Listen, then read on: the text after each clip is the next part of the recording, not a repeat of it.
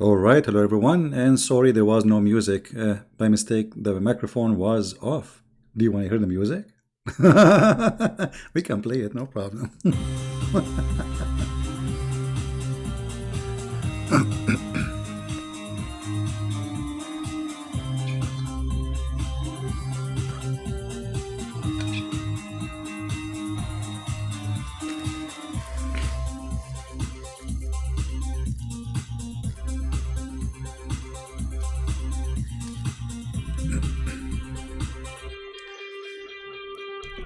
All right, with the music, without the music, Allah, He can do nothing about it, and He cannot answer us. Peace of Christ to all of you. You guys, those who were waiting here, the fact we went to the other channel and we were being live in Christian Prince channel. This is channel maybe many of you don't subscribe to it yet. So if you go to Patreon, you will find the page there. Click at the link and you can watch the video and download it. And don't forget to subscribe to that channel, please. Who is Allah? You know, we made many videos about this, but you know, every time we talk about it, we find how silly this religion is. As an example, if we go to the internet and try to find articles made by Muhammadan, who is Allah? This is an article made by Muhammadan. Allah is an proper Arabic name for God. Okay. Muslims believe in God, worship the same one God that the Jews and the Christian worship. That's, and not only that, some of them, they went further. They will say to you, do you know that the Arab Christian, they use the word Allah too? You know, the Arab Christians, this is why they are using the word Allah, because they are under the occupation of the Muslims. This is why if you move 1 meter away from the occupation of Muslim, you will not see a Christian using the word Allah. As simple as that. And this is a false translation for the Bible. Allah is not the God of the Christians. And we cannot find the word Allah in the Bible in any language. I'm talking about the original Bible, which is the Hebrew, the Greek, and the Aramaic, or even you know, some other languages. So this is a translation, and Allah still is not introduced to us by Muslims, because look what they say to us. Allah is a unique name with no plural and no gender. I mean, it says He, and yet no plural and no gender. So why it says in the Quran it is He? If you have no gender, why you say it is He? Why you don't just say it is Allah? In Arabic it says Huwa alladhi huwa, which is, you know, He, the same as in English you say He. There is she and there is He. Arabic is so clear, it is He, and even you see this is your translation. So if Allah is neither He or she, why you call Him He? They lie when they present their God for you. And then they say that it was also used in the form of Il and Ilah or Elohim. Where in the Quran we can find Il and Elohim? What are you talking about? This is Allah in the front of us. Do you see anywhere it says Il, Al? Actually, there is Al here, but I don't see Elohim. Al is a word meaning God. The same as Il mean God. So who is Lah? This is the real name of Allah. Allah is 2 words. God, Lah. Al, you can go right now in Google and search for God, Al. God, the word Al is equal to God. And this exists in the old Aramaic and the old Hebrew, which mean even the Hebrew, when they used to say Israel, not Israel. Mikael, not Mikael. This is the old ancient Hebrew. Then the new Hebrew became Il. So Elohim. Now the question is, they are saying to us is the same as also used as Il and Ilah. Where we can find that?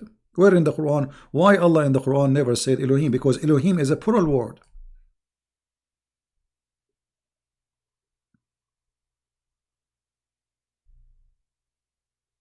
Where in the Quran? Why the Quran never mentioned the word? As long you are saying it's mentioned by David and Moses and Jesus, okay, that's wonderful.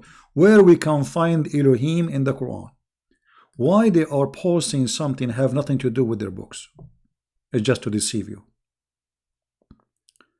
Now the question here, who is Allah, still is valid, and nobody want to answer.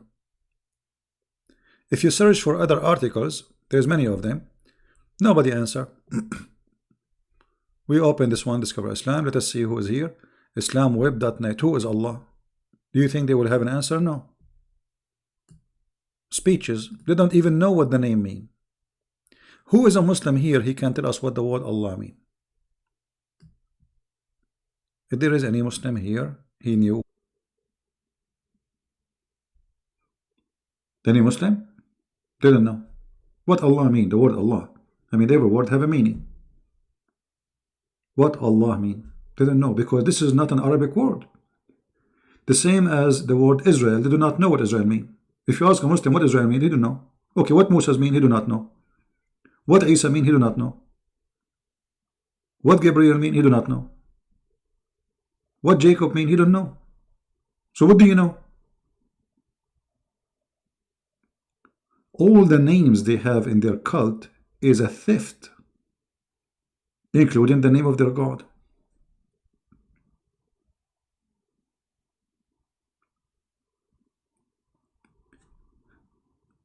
You know, Muhammad, when he tried to establish a religion, he don't know what religion really he is establishing. He have no idea himself. How we can prove that? You see, all things Muslims they do today is taken from somewhere. As an example,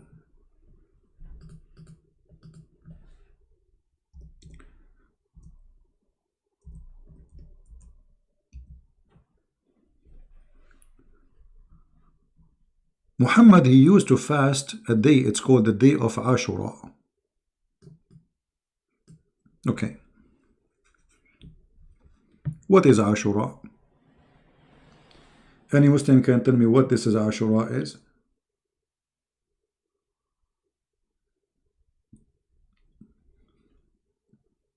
And what Ashura mean?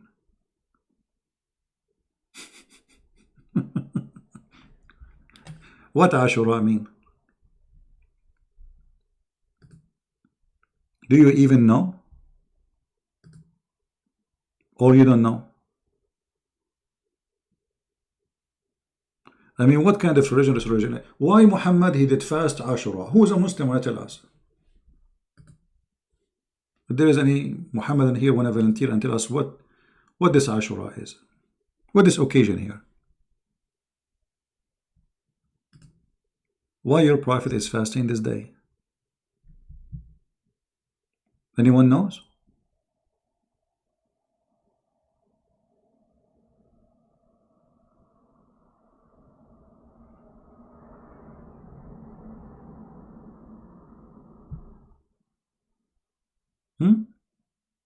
They don't know. There is something wrong in okay, I don't know, my page. Let me refresh my page here. Okay, you see there is something wrong in my YouTube. For some reason it was showing me very different numbers. Look at this.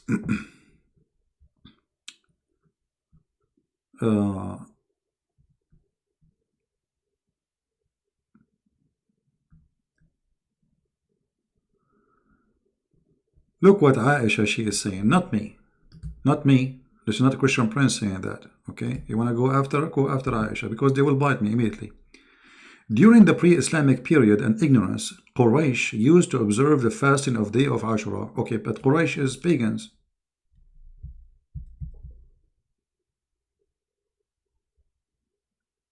Why Muhammad is observing the day of the pagans? Do you see it? Aisha she is saying, not me. So this is a day where the pagan Arab practice for fasting. Why Muhammad he adopt that day?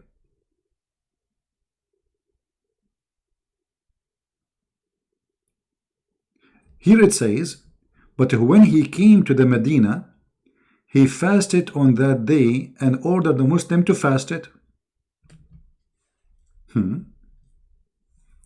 Then Ramadan revealed.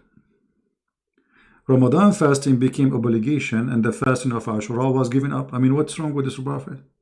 How you give a fasting day? I mean, it's what it is expired. Not only that, Muhammad, he claimed that the one who fasts Ashura is going to erase the sin of 1 year. Let me see if I can find you the hadith.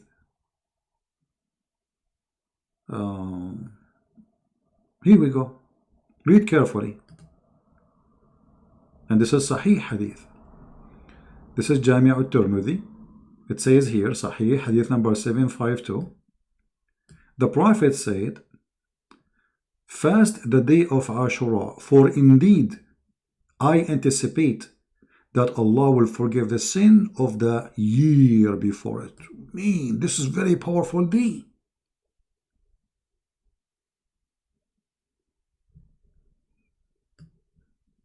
So how Muhammad he stopped fasting it? And where Muhammad he get the information that Allah will forgive the whole year? I mean, you fast 1 day, Allah forgive your sin for a whole year. That's easy forgiveness, man. So I go and I do all kind of a crazy stuff, and then I end having Ashura, and that's it. My sin is forgiven. Yeah, this is Imam Murrah, my friend. This is Imam Murrah. Yeah, his name is Abu Qatada Shish Kebab Murrah, getting your prophet busted. The same as we just get busted your friend in the other channel. Go watch the video, don't miss it, about your prophet.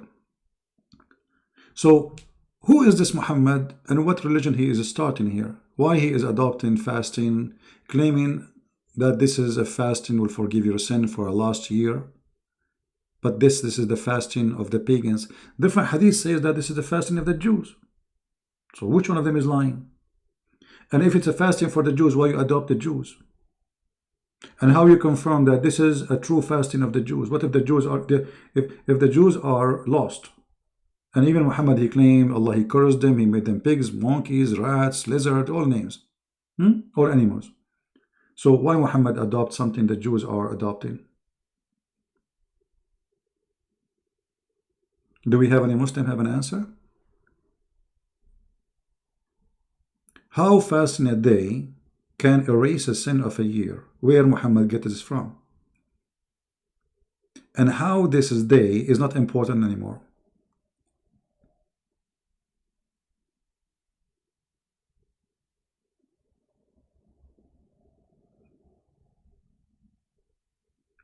My friend, El is not the name of the God of the Christians. El is a word mean God. So you are mistaken. So in the one who is saying the Canadian, yeah, El is a word used by Aramaic.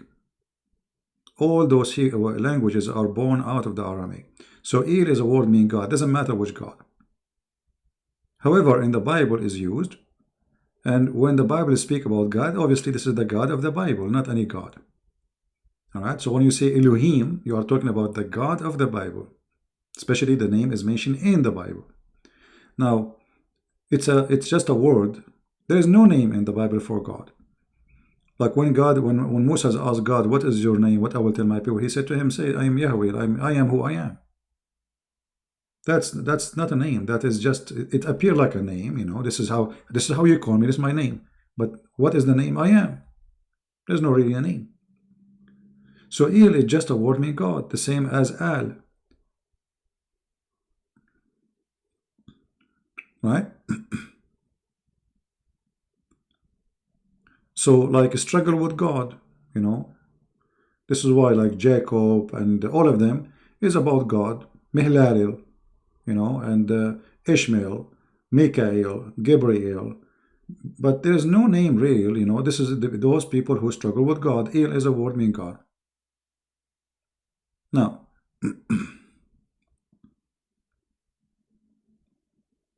any Muslim will tell us why Muhammad is fasting Ashura and why he gave up Ashura? How a day can erase the sin of a year we can ignore? What happened? Allah changed his mind? Where Muhammad he received a verse saying fast this day? Any Muslim can tell us? They don't know. And just to show you the contradiction of this cult, where you cannot really follow the cult of Islam, because let's say you like the idea of Islam because it promises you a lot of females a powerful private part. The women bum will be 1 mile. Okay, maybe you are a sexual, dreamer.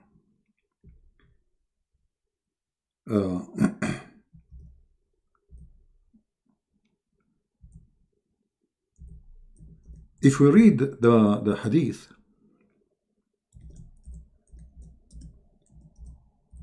we will find tons of contradictions on those quote hadith. We just showed you that Ashura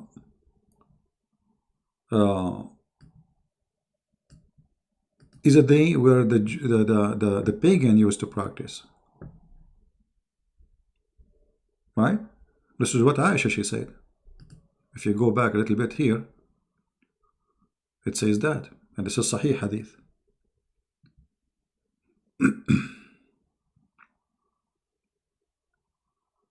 In different Hadith, it says that this is a day for the Jews. This is the day where Moses, he passed the sea.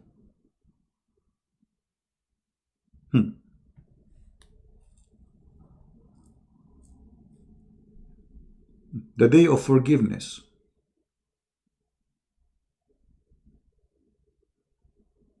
How Muhammad he adopted this day? Any Muslim knows?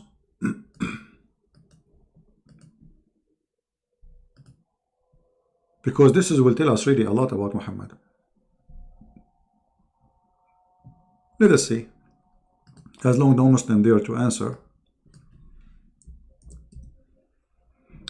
Read carefully with me. And this is Sahih Muslim. They cannot say this is weak. Sahih Muslim, hadith number 1130. Ibn Abbas said, blah, blah, blah, blah, blah, blah, blah. Muhammad arrived to the Medina, it's full of Jews. He found the Jews observing the fast of day of Ashura. Do you see it? Who is the one observing this day? Ashura? The Jews. Okay. Muhammad said to them, what is significant about, what is the special about this day that you observe fasting on it? Which means Muhammad, he have no idea what this day is. He never heard of it. Is that, guys, clear? Is it clear that Muhammad, he do not know what this day? What do you think? Anyone he think I'm wrong?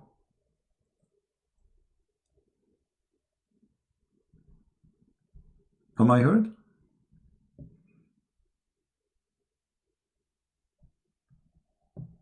He didn't know, right?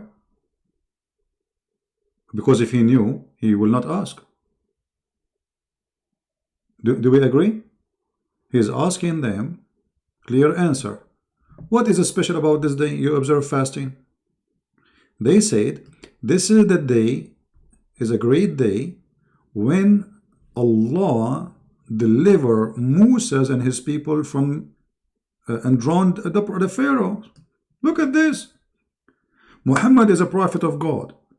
He want to teach us about Moses and about Jesus, but he never heard of this day where Moses, he passed over the sea. How he learned that? Did he learn it from Allah? No. He just asked the Jews what this day is. Then how suddenly he make it this day, if you fast this day, is better than fast, like it's going to erase the sin of 1 year. You know what I mean? I mean, do you see the madness? How this sin, this day, will forgive the sin of a year, but this guy, he just learned what it is.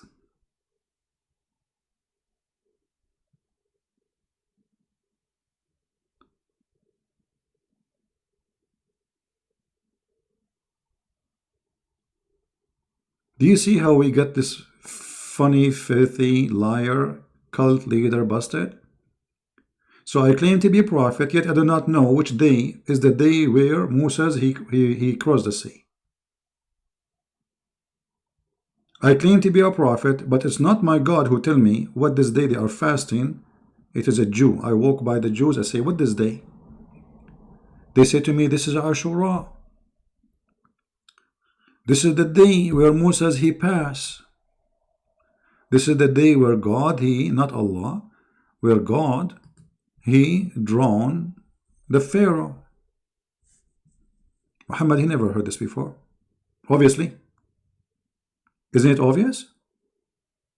Okay, look what Muhammad did. Muhammad immediately adopted the day. Read carefully. So he said to him, and he drowned the Pharaoh and his people. And Moses observed fast out of the gratitude, and we also observe it. Upon this, the messenger of Allah said, we are more right, and we are more closer connection to Moses than you have. So Allah observed the fasting. Look at this idiot. Well, what if this guy who told you that is lying to you? Isn't it the Jews are bad? The Quran says they are bad, they are liars. The most who hate the Muslims are Jews. The Jews are corrupt. I mean, this is the Quran saying that. How you take a Jew just told you something and you make it religion? Because now Muhammad, he just added something he heard from a Jew into his religion without investigation. And as you see, he have no idea what this day is. So imagine a Muslim, he called me. He said to me, I'm fasting today. I say, oh, why you are fasting? He said, Ramadan. I say, what is Ramadan? He said, Ramadan was the day where Moses, he served from Pharaoh. I said to him, oh, okay. You know what? We are more close to Moses than you. I will fast this day. What is this garbage is? But Muhammad, he is trying to establish a religion. He don't know what to do. They fast, he need to fast too. His people need to fast. So he need to give them something. Hey guys, we have the day to fast. And then he come with the idea that if you fast this day, Allah will forgive your sin for the whole past year, which is stupid. And it doesn't make sense.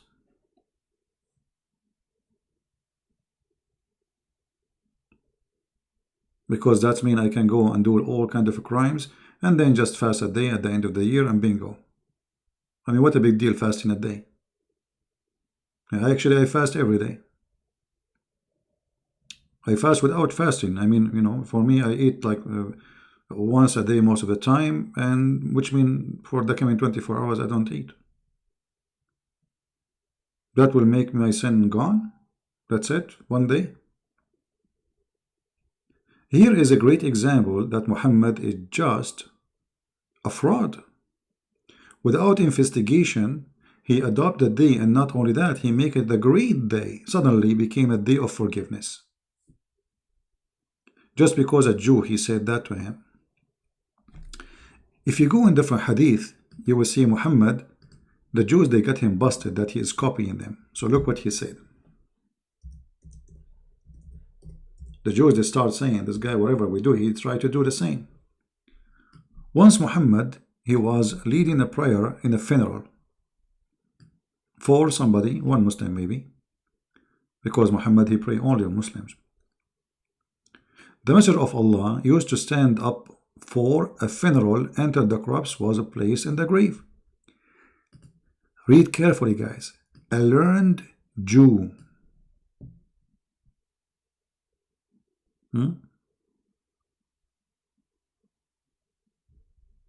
A learned Jew. Actually here, it doesn't say even a learned Jew. It says Hibrun or Habron. Habron, what does that mean, Habr? He is like a big scholar of the Jew. Like Hacham, you know? Not just a rabbi. Like a bishop. So, a bishop of the Jews, if we can say the word, he walked by and he said to Muhammad, this is how we do it. What? This is how we do it. The Prophet immediately, he said, sit down, sit down, sit down, sit down, act differently. Like, what the heck? Just because the guy, he said, this is how we do it, you change the way you pray?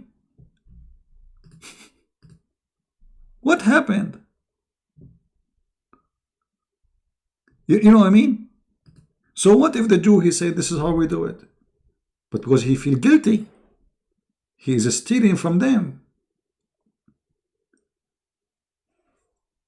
So if when Muhammad was praying standing, is that something he learned from Allah, or this is he himself making up, or he's copying somebody? Obviously it cannot be from his God, because if it's from his God, there is no way he can change it. And he say act differently. I mean, what act differently? You change the way you pray just because a Jew walk by and say this is how we do it? How stupid this action is.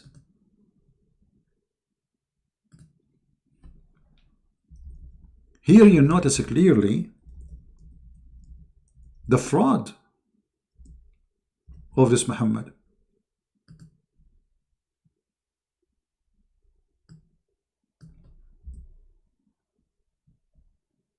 Literally a fraud. How you change the prayer? I mean, are you authorized even to change the prayer? Isn't it this is from God? You are just a prophet. Who are you? A prophet of God, he cannot really change the prayer. You know, he have to confirm. He have to receive a message from his God, you know, saying to him, okay, change it. Okay, but first of all, why he told him to do it this way? Actually, there's a music fit with this hadith, but I cannot find it. Let me see.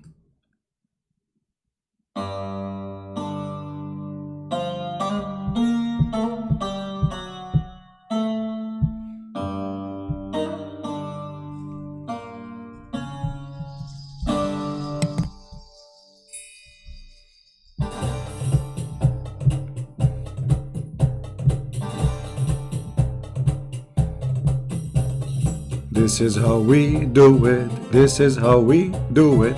This is how we do it. This is how we do it.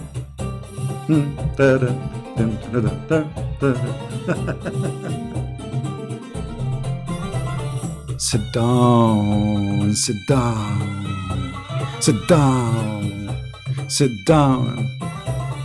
Act differently, act differently. Actually, this is not the music I want, but this is a there's a song I cannot find. It fit perfectly with this stupid hadith. Sit down, act perfectly. I mean, who in the world want to believe that this is a prophet of God?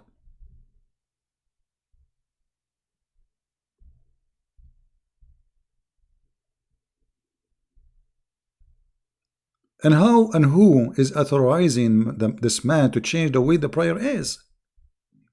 Obviously, the way of the prayer is not from God, and he can change it as he wish. And as you see here, he is changing it just because a man, he said, this is how we do it. Let me see if this song is the one. No, not this one. I'm trying to find the one which is really good with this song, with this hadith. Man. Not this one too. We miss it.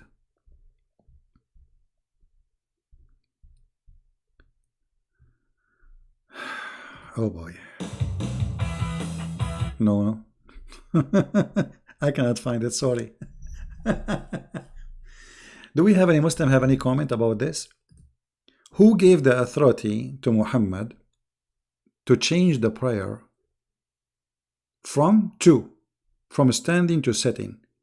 How fast it is to change the way you pray as a Muslim just because a Jew, he said this is how we do it? What if Muhammad was walking by, sorry, a Jewish was walking by and Muhammad eating using his mouth, and the Jew, he said to him, this is how we do it. Muhammad, he will eat from his nose? Not only that, he says, act differently from them. Did you see it? Not only he said sit down, and act differently. They see us. They are looking at us. We should act differently. Because if we act the same, we got busted. look what Hamza is saying, guys. Look what Hamza is saying to us. Mr. Hamza is saying the Prophet was inspired. Muhammad never inspired. There's nothing is called inspiration in Islam. Your Prophet here received messages from Allah through the angel Jibreel. What do you mean inspired? Show me where Muhammad inspired. How Muhammad inspired? Not a single verse your Prophet here received from Allah except by Jibreel.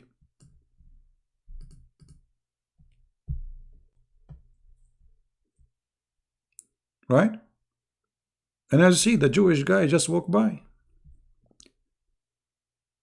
Why Allah? Okay, I will go with you. Guys, did he say he was inspired by Allah? Okay.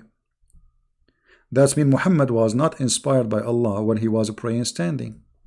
He was inspired by the devil, because this is the wrong way. Right?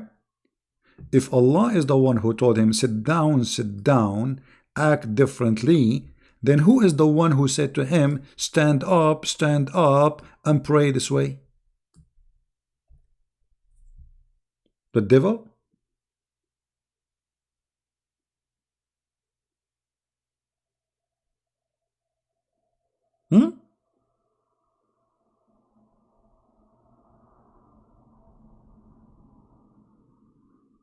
Are you there, my friend?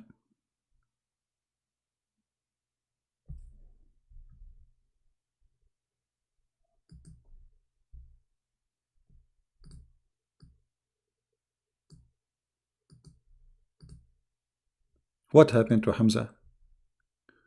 16 says the Prophet was inspired.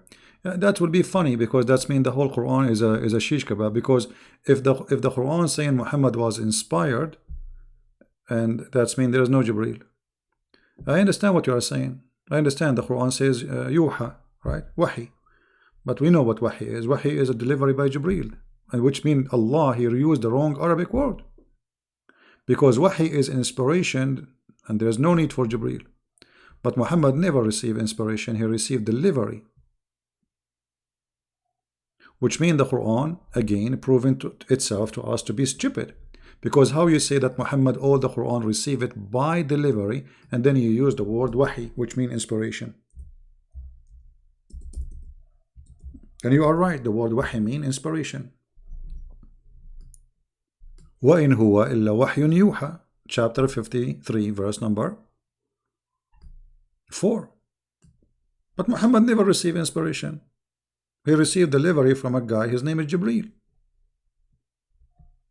He is the pizza guy.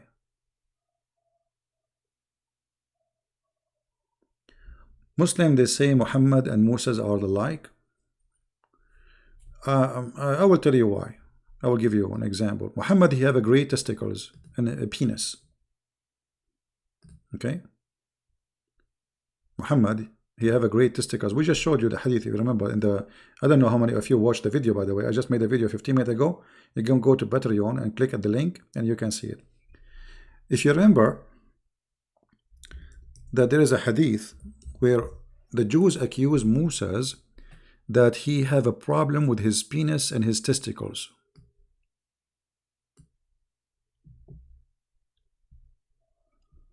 And this is sahih.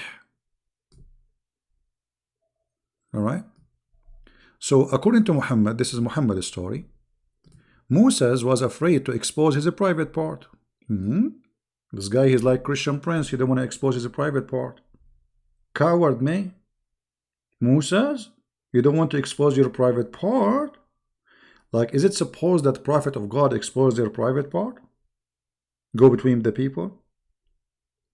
They will quote for you from the Old Testament, there is a prophet who was naked in the desert. He's in the desert, there's nobody there. But this is a man, he lived between his people, he's a leader. Why he need to expose his private part? Because he had been suffering from scortal hernia. What? So one day he took a bath in the water, and he placed his garment upon a stone. Who's telling the story? This is coming from Muhammad. You know? The Muslim, they will say, Sabi, It doesn't say Muhammad CP. It says Abu Hurairah CP. Okay, Abu Hurairah, he got it from where? The stone began to move on quickly. If. The stone now is acting as a thief, stealing the clothes and the underwear of Prophet Moses.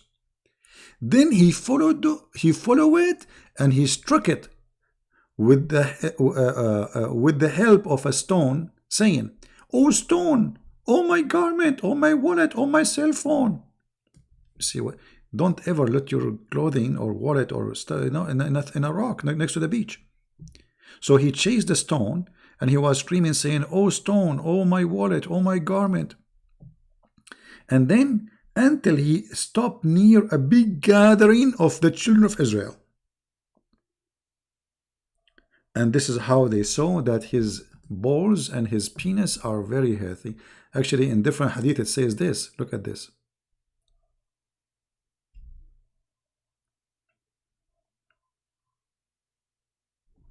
So the Muslim, they will not say this is not Muhammad saying there. Narrated from Muhammad and Messenger of Allah. He is the one saying the story, as you see. So he keep running after the stone. My clothes, stone, oh stone, my clothes. He's running now after the stone is naked. So Allah, he made the stone stealing his clothes.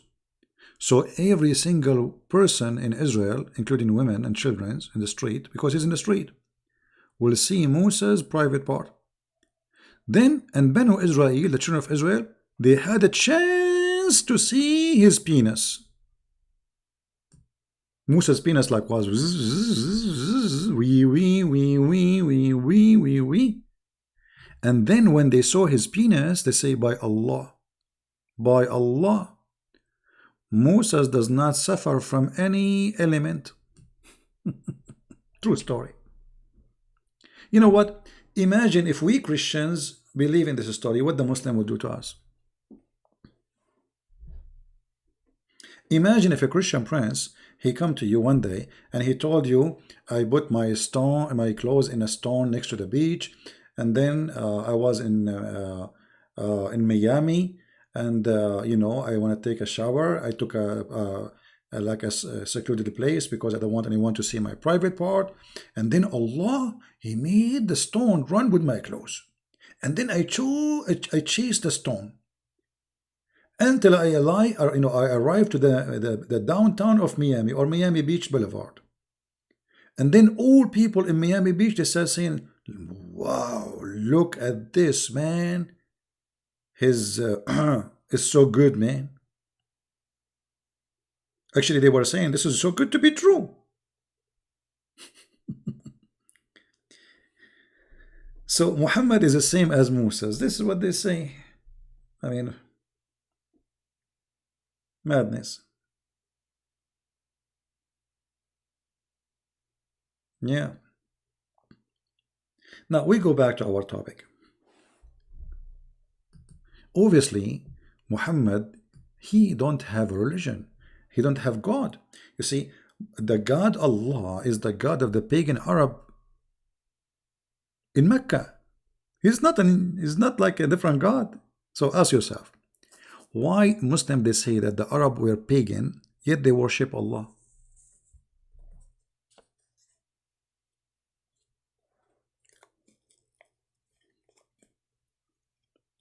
Why we have almost 600 people, guys? Come on, if you are a Muslim, invite your 4 wives and 70 kids. Osama bin Laden, he have what? 45 something brothers. If we ask Zakir Naik about this story, why Allah, he did not tell Muhammad about the fasting of Ashura? He learned it from the Jews. Zakir Naik, he will say to you, Christian Prince, first of all, the Prophet, he have all the information. But he came to the Jews and he challenged them and he was questioning them. It was like a quiz. You know, you go to the school, they give you a quiz, A, B, C.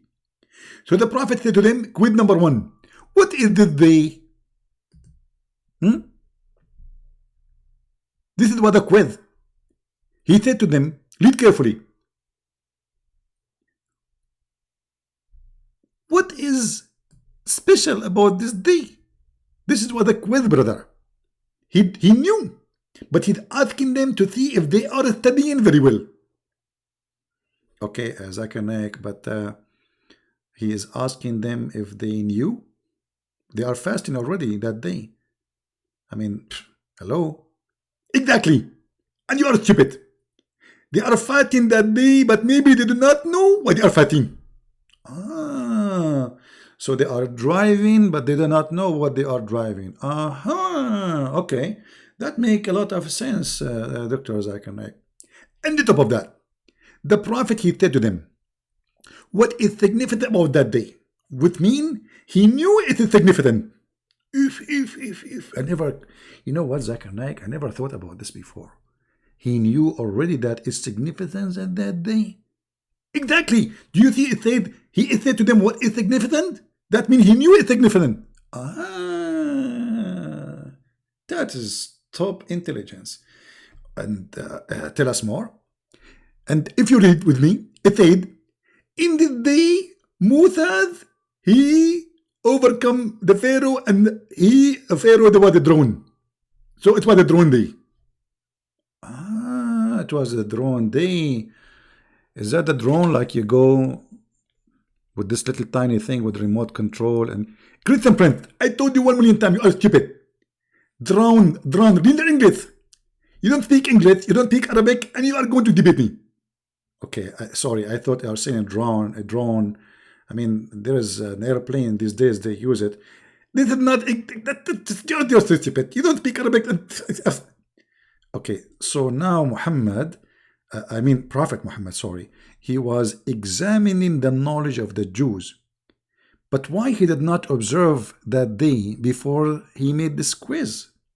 I will tell you. Because the Prophet, he was going to confirm that this is the day, and he was not sure.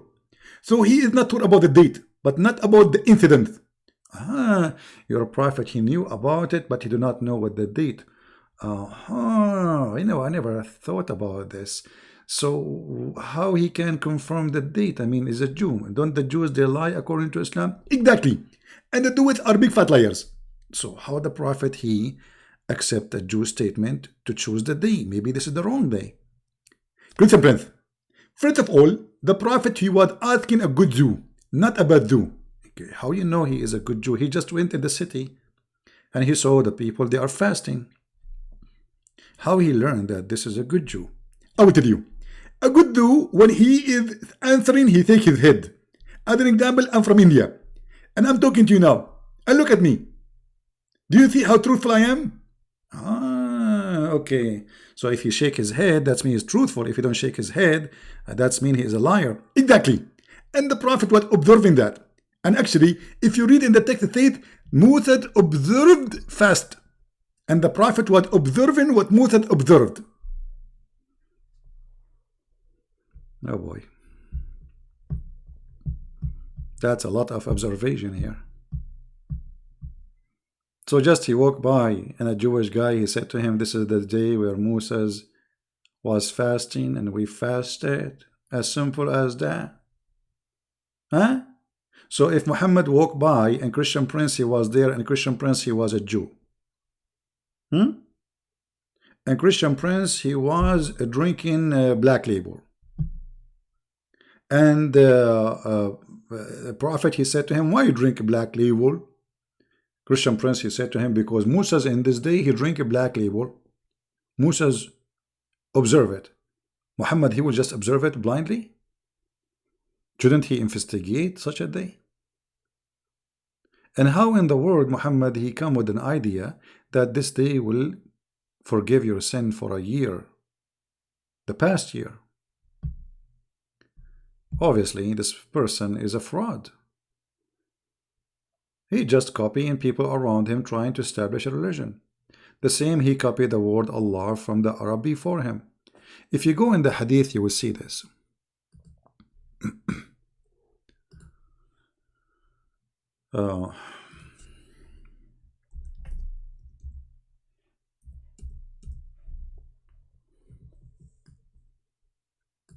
Sahih al-Bukhari, brother. We used to worship stones, and when we found a better stone, than the first one, we would throw the first one and take the better one. And this is where the black stone is coming. The black stone was exist before Muhammad, before he was born. And the Arab were kissing it and licking it before Muhammad he was born. So those Arab, they always worship stones, and if they find the strange stone, they follow it, they worship it.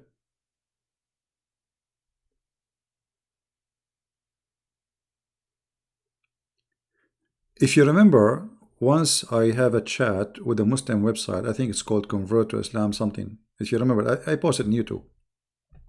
I asked them, I have a question please about the Prophet. Why he kissed the black stone?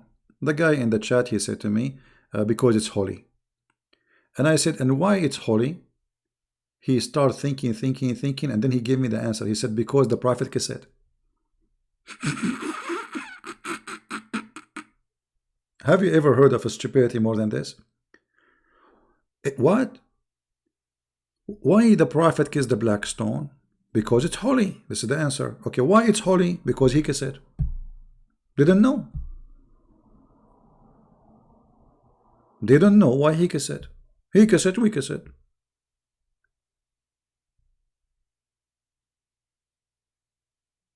The same as the Jew, as Muhammad, he said, he saw the Jews fasting the day he fasted. He saw the Arab kissing the stone, he kissed it.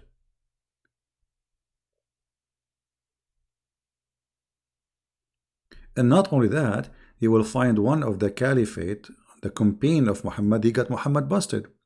He said after Muhammad's death,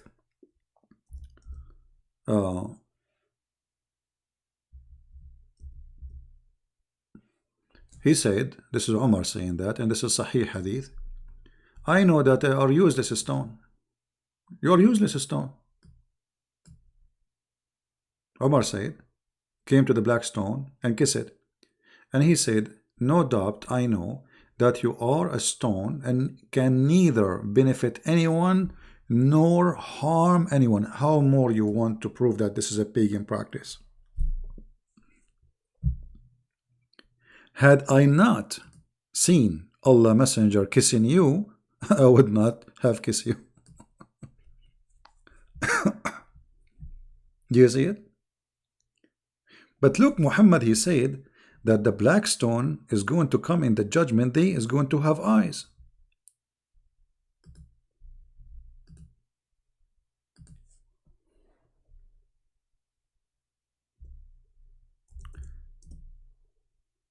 Let us see if we can find the hadith in English.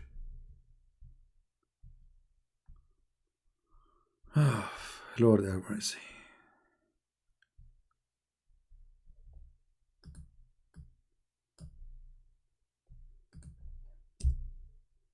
Look at this. Muhammad, he claimed that the black stone is going to come in the judgment day and is going to witness for you and is going to have 2 eyes and a tongue. Do you see it? Now before I did, use my skills, I'm a multi-task person, but yet my English is bad and my Arabic is bad. What I can do, I mean, the Muslims always, they are right. If you remember before, I used my skills in drawing, which is fantastic skills, just to bring the black stone to life. We need to bring the black stone to life.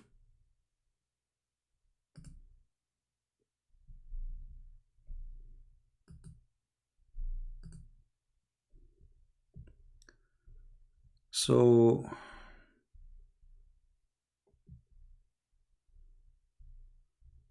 let us bring it to life. I'm just looking for an image.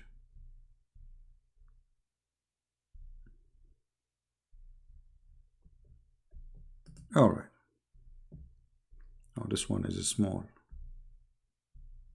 We want something bigger. We want something big and beautiful. All right.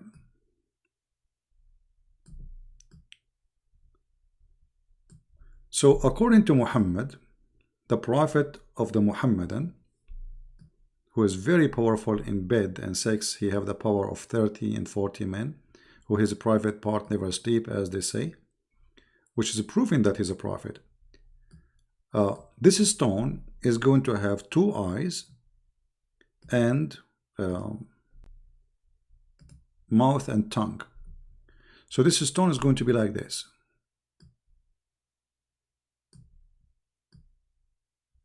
You see, Muslims, be my witness. I'm trying to make their eye is so the eye of the black stone sexy, and you know, look.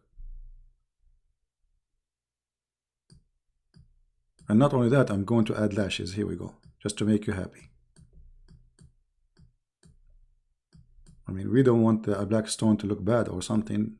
You know, don't take me wrong, please. You see the ashes? I mean, the eyelashes, sorry. Very hot. Okay. So this is the black stone. Hold on, the eyes color here, they are all yellow. I mean, that's not right. So we will make the eyes black inside. All right, that's better. I told you I have a very good skills in painting. I mean, a very artistic.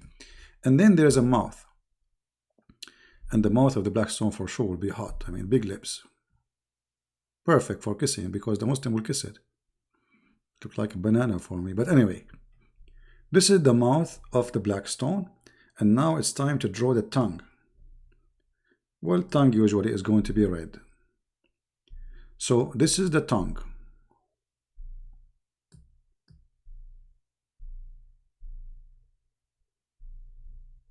Of the black stone. Very hot and very beautiful. And I mean, there is no way, if you see the black stone after this, you will not feel like you want to kiss it and lick it. All right.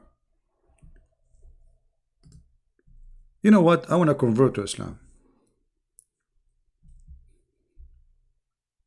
After seeing this, the Prophet must be telling the truth, that the black stone in the judgment day is going to have eyes, is going to have a mouth, is going to have a tongue, and is going to talk.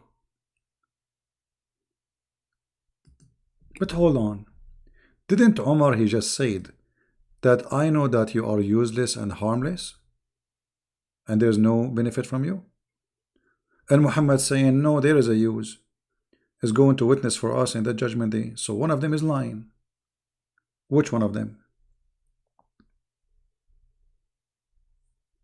And by the way, this picture is not for sale.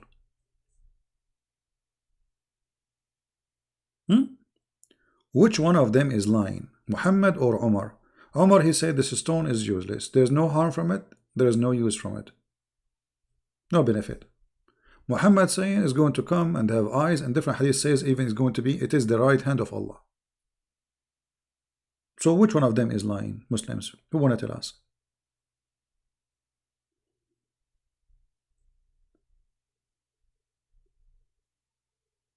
Okay, I'm going to make a drawing, and the winner, he will get this picture. Okay. What a crazy cult. And the funny, they call us pagans. The funny that Muhammad didn't, they call everybody pagan. They call Christian pagan, Jewish pagans, Hindus pagans. I mean, they call everybody pagan, and they are not pagans. Yet they are kissing stones, and they believe that those stones are holy. And not only that, let me take a selfie. You know, I want to make a print of this picture in case, like the museum, they contact me or something, you know, or any art gallery. Go, like smile, Blackstone. We will come back to you later, okay? Take care. Now, listen to this. The black stone, there is no stone in the black stone. Do you know that the black stone does not exist no more? There is a small, tiny stones inside. Let me show you. Look at this picture. Do you see those stones? There's no stones. The rest is the black. There is wax. This is wax. There is 7 or 8 little tiny rocks in the size of your finger, and they place them inside that wax, and the Muslims are kissing them. You believe it? Look with me. This is a stone. It's a rock. We cannot say a stone. I mean, you know, this is one here. This is one here. I think this is one here. There is, I think there is 7 or 8. I forgot really. Where is this? Where is the black stone? So if this is a stone is going to witness for, this is the stone of Allah. Why you need to do maintenance to it? Can't Allah preserve it? Allah, He sent it to you. 8 rocks. I forgot to count them before, but I forgot how many. Because the stone of my grandfather have 11 rocks, you know, different stone, because it's from different village.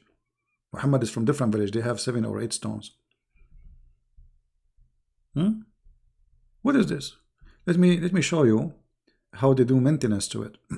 There is videos you can watch. I wish I can show you the YouTube videos, but you know there is copyright over them. Let us see. I will look for maintenance.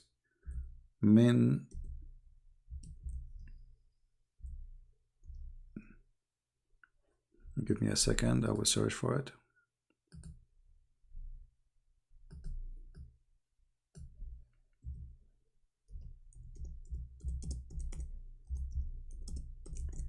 And this is additional proof that Muhammad is a fraud. Here we go. We found them. Do you see how they are burning the wax? Do you see how the smoke coming? This is the black stone, and they are adding wax because when people touch it, the wax will come out. So they have to keep adding wax in order to keep those. Look at this here is more clear. Do you see the stone? Do you see how the real color of the wax is? The stones are black. The wax is kind of dirty brown. Do you see it? This is wax. There's no stone.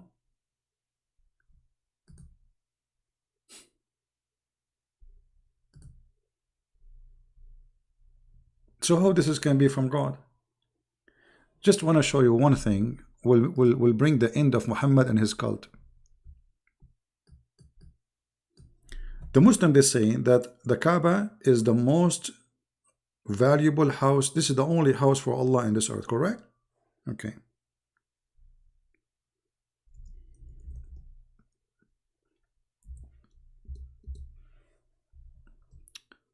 Look with me.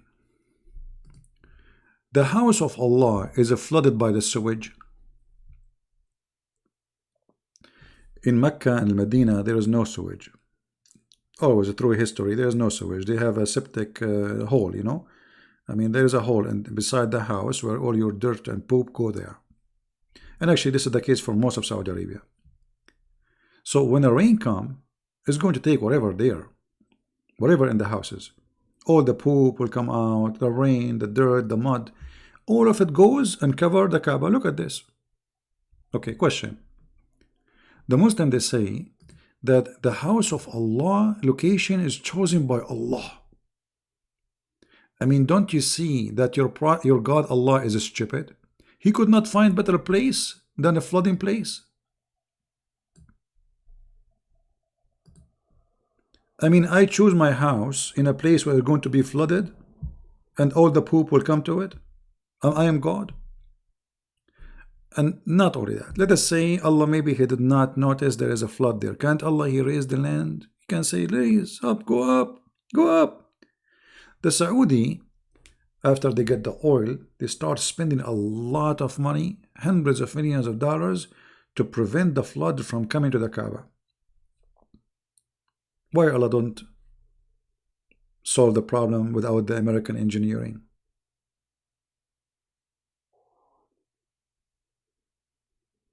When you think it's going to happen, it's happening always. You see the flood of the Kaaba, it used to happen every year, but maybe now, I don't know, there's no pictures of the Kaaba, but as you see, there's tons of pictures, you know. This is not very old. I mean, this one is not very old. So it was happening all the time, because you can tell the age of the thing. You see, when you see those, the building, those are new. You see the building around the Kaaba? The old Kaaba was totally different, you know. Like this is an old picture from the old Kaaba. You can tell the difference. Let us see this one here. Let me look for the old Kaaba. Hold on.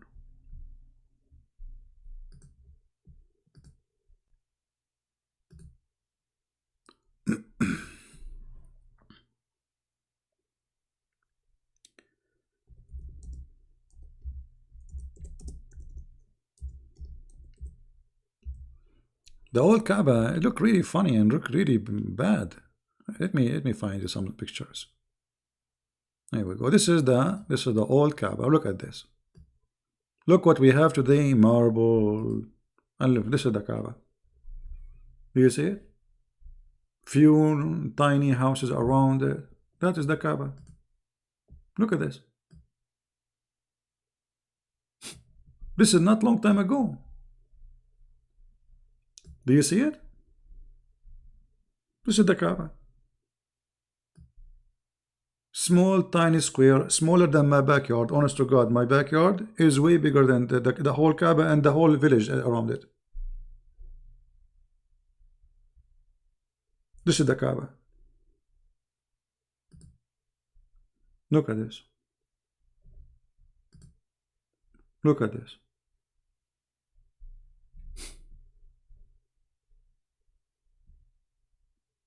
And then the money come. And then they start building. You know, the oil. Otherwise, the Kaaba was was ignored by the Muslims. I mean, why the Kaaba was looking like this all this time? Because this is an image taken by a camera. You know what I mean? So, like, I don't know when the cameras start to be existed, but it's taken by a camera. So you can imagine how old it is. So until the camera come, this is how the Kaaba look like. While the Caliphate, when they occupy Spain, they have the most fancy palaces, fountains, marble. You know, the Caliphate in Damascus, they have the most fancy palaces. The fancy in Baghdad, they have the Alibaba and the 40 thief palace. I mean, and look at the Kaaba.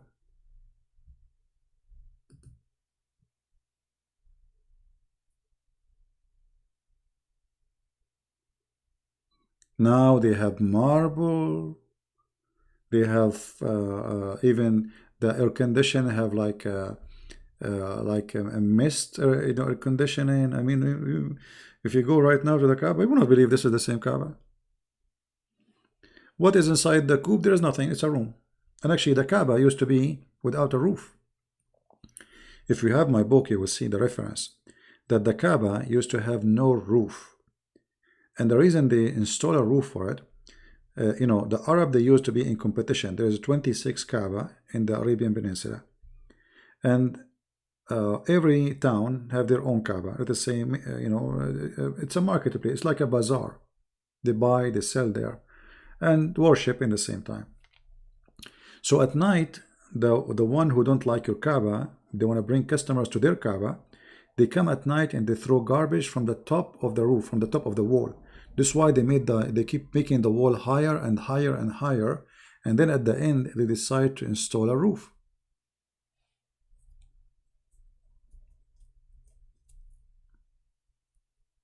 (1925). George is saying that this picture is taken 1925. I don't know where he get this from, but maybe this is the correct number. So 1925, this is not long time ago. I mean, let us say less than 100 years ago. Where is the money of the Muslims? Why the Muslims were building palaces everywhere, their kings, the caliphate, and the Kaaba was like this?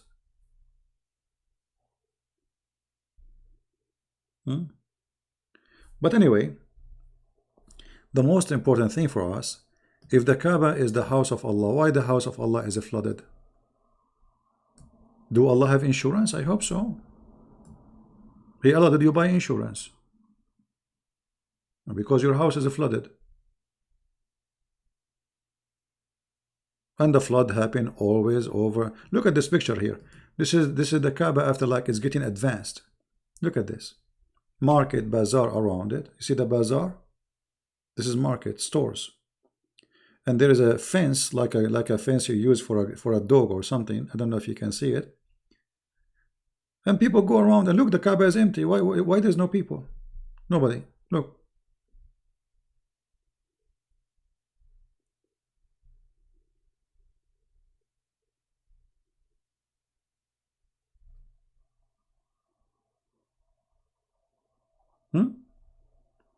All those, they come, they bring to us conclusion that this is a fake religion.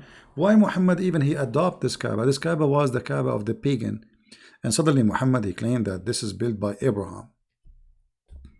And by the way, even Muhammad himself and the Muslims, they don't agree it's built by Abraham. They agree that Abraham he rebuilt it.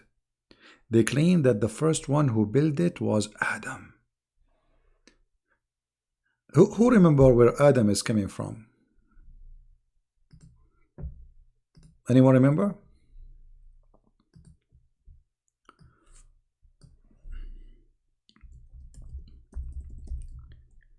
According to Muslims, Adam is coming from India, specifically from Sri Lanka.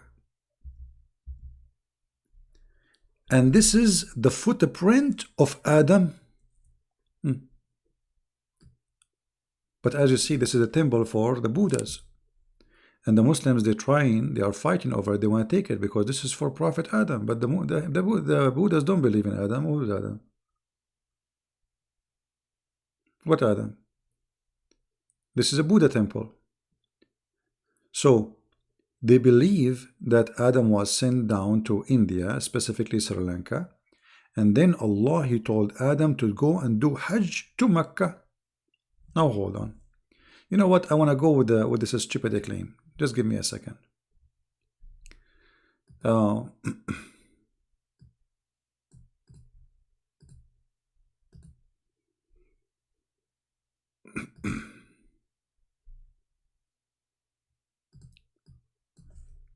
want to go to Sri Lanka. All right. Forgive my ignorance. I'm not so good in geography, so I need to see the map. All right. By the way, if you don't believe me, you can search right now, and you will see the Muslims in their websites. They are agreeing that Allah he sent Adam to Sri Lanka. All right. So Allah he sent Adam to Sri Lanka, and then Adam been ordered to go all the way to Mecca. All right. No problem. No problem, brother. I mean, how convincing the story. Okay, how Adam he went from Sri Lanka all the way to the mainland in India. I mean, he is the first man. This guy, remember, there's no airplane, there is no boat, there's no ship, there's nothing. He is just a naked man sent down to earth. And by the way, even they believe that Eve, she was sent down in Yemen, or some they say in Jeddah. So imagine what happened. Looked like the parachute, went wrong. One took Adam to Sri Lanka, the other one took Eve to, and how they met again, don't ask them. So Sri Lanka is an island, and in order to go here, you have to cross the ocean. I mean, it doesn't matter how small the area is. Let us say, I don't know, I'm not from that area, but as you know, I mean, I've never been there. But let us say it is 3-4 hours by boat.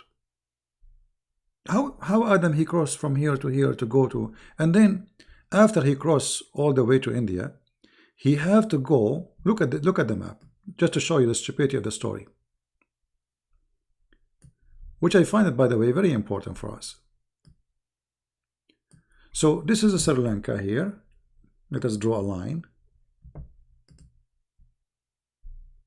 Okay.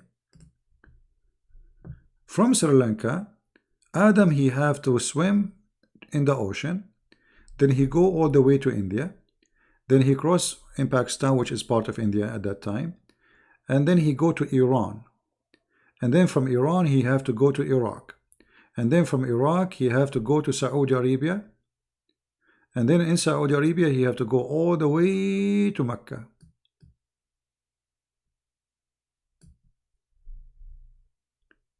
And according to them, Adam, he did that 40 times during his lifetime, which means Adam, he go backward, forward. He go back to Sri Lanka. His house is in Sri Lanka. He's a Sri Lanka. And here, by the way, you notice the roots of the Hindu religion. Because why in the world, from all religions, all locations, the Muslim, they choose Sri Lanka to be where their father is coming from? Are you getting what I'm saying? What made them think that the first man, he is an Indian? Because that make him an Indian.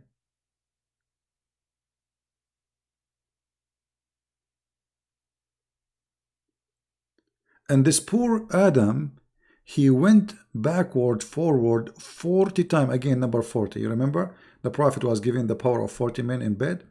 Here we go. Adam now, he went to Mecca and he went back to Sri Lanka 40 times.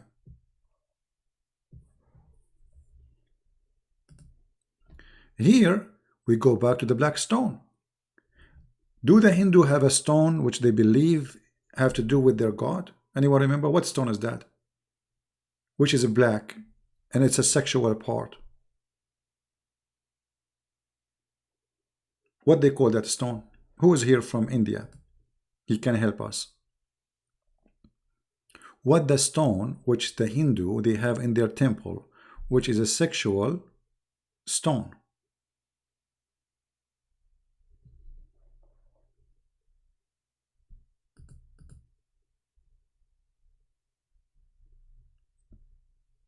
Shiva stone, lingam, whatever you call it.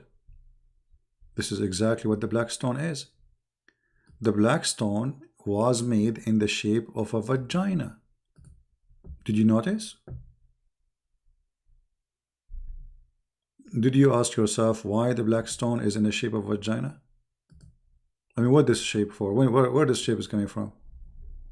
Why it's like this? I mean, even now, there's a small tiny rocks inside it, but yet they have, the frame is in the shape of a vagina.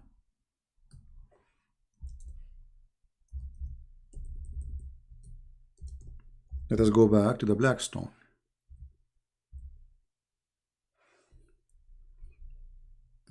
This is the black stone, as you see. Look at the shape. What is the shape is about? Why it's like that? I mean, what is this?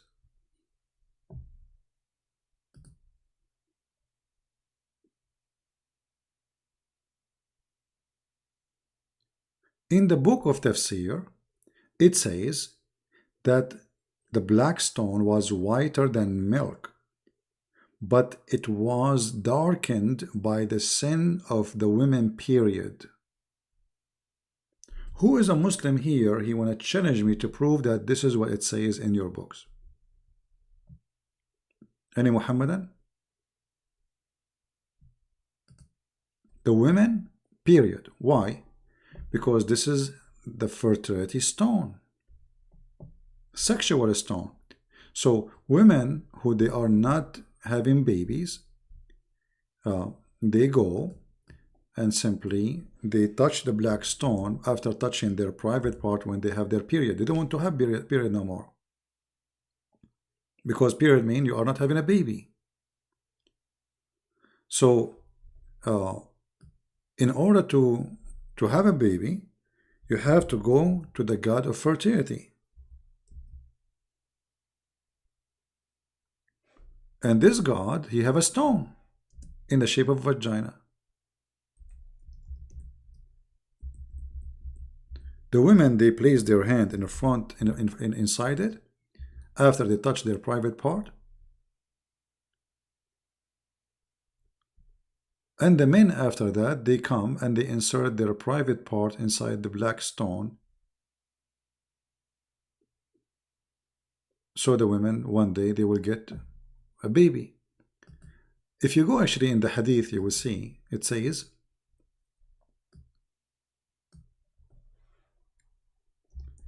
that the Arab, even after Muhammad became a prophet and he controlled the Kaaba, they used to go around the Kaaba totally naked. The Muslim, they will say to you, oh, those are the pagan, those are not the Muslims. But the Muslims, they used to be one of them anyway. And why they are going around the Kaaba naked during the lifetime of Muhammad, and he is in control of Mecca now?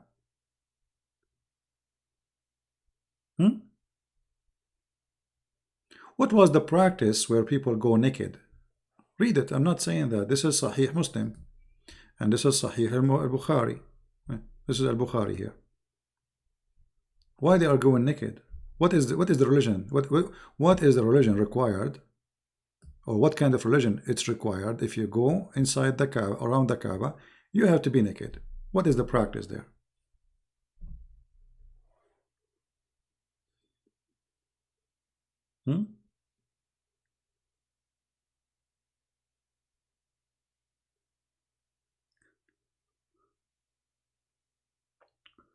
So here you see that Allah, as a God, He is a stolen name from God, who Muslim today they are trying to deny, which is the moon god.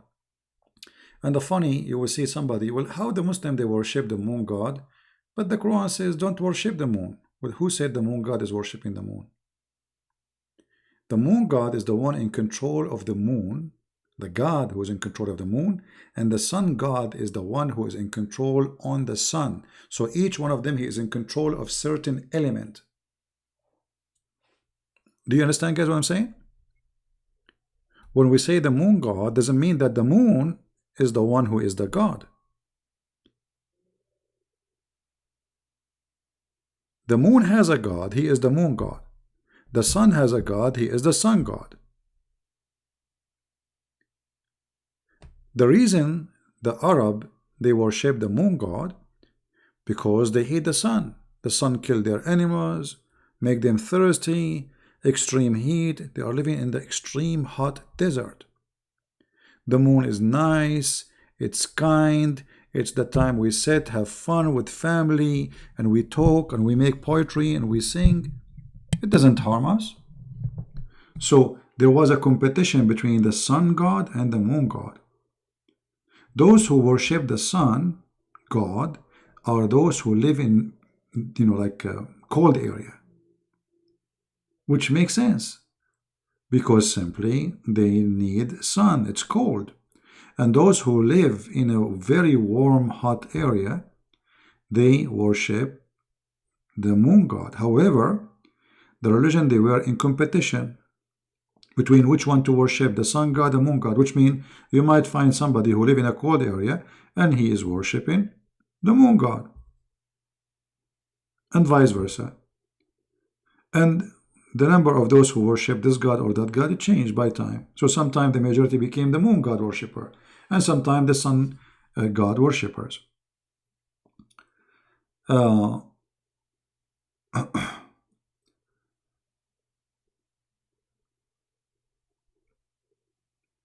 Until now, look, how many people are watching? Not a single Muslim will tell us where the word Allah is coming from. They don't know. They try to insert it by ilah, the word ilah. Ilah does not mean, it's not a name. God, God, this is God, the God. Where is Allah? If you search right now for the word lah in Google, you will find that lah is the moon god. It is simply the moon god.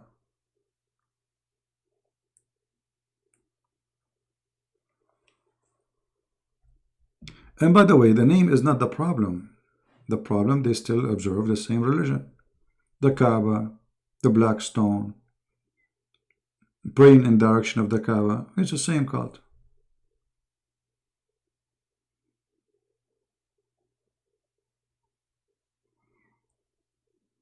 Do we have any Muslim want to say anything?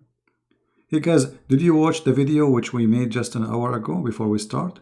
Don't forget to watch it, please, because Muslim, they made a review of my book, Sex and Allah, and they are exposing me. And I'm proud of it. I'm proud of their review, actually. Don't forget to go watch it. It's in the Christian Prince page. I don't know if the admin can post the link for you.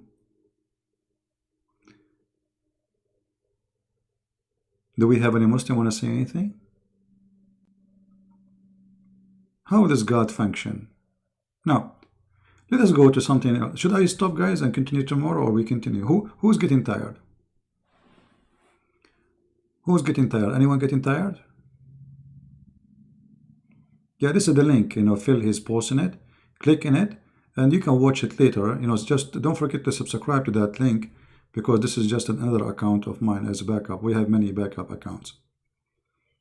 Subscribe there, and you can watch the video later. And don't forget to download it, by the way, and post it in your, because it's very good video. The Muslims are my helpers always. They try to fight me, but they are my help. Watch it and die laughing. Nobody is tired? You are not tired, but you talk a lot. All this time you are talking, you are not tired? Unbelievable. I thought you are tired. All right.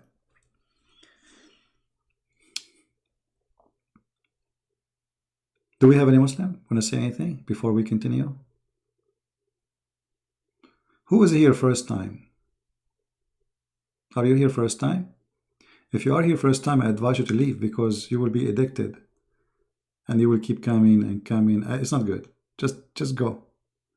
Trust me, you will be addicted. Don't be first time here. First time mean second time, third time, and then your wife, she will be upset from you because you spend too much time listening to me, and then she will call me. Do you remember the lady she called me, guys, about 2 weeks ago? Who remember her?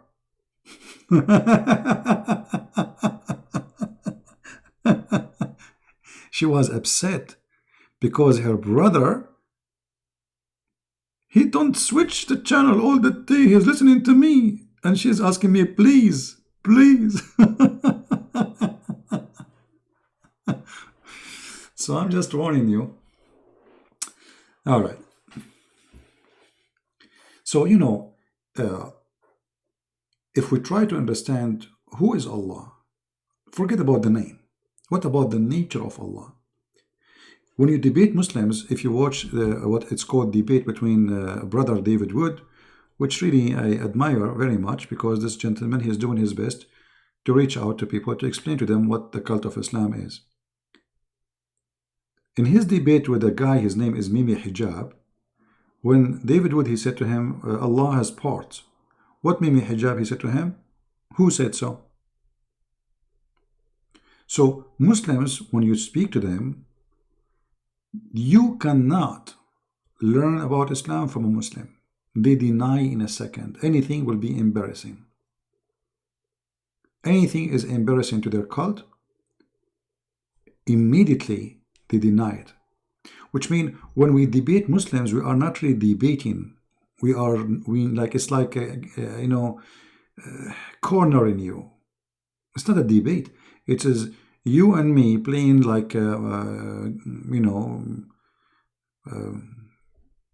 cat and rat, hide and seek. There's no debate. A Muslim will never give you a truthful answer unless he is from ISIS. Those people there, they don't care. They give you the answer as it is. Yes, Islam says this. But those who they are living in the West, they are ashamed of their cult, and they are allowed to lie. Let me show you something here, because many people, they are unaware that, like, you think that when you are talking to a Muslim, he will tell you what Islam is about. I mean, if a person, he is religious, he have a beard, obviously he's religious, right? I mean, come on, he will not lie. No, those Muslims, they are allowed officially to lie. Actually, they lie to each other. This is a business. This is the business they do always. Muhammad, he said that Allah, he gave a license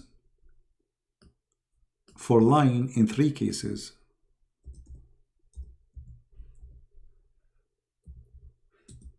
A Muslim is allowed to lie in 3 cases. What is the lies which he is allowed to do?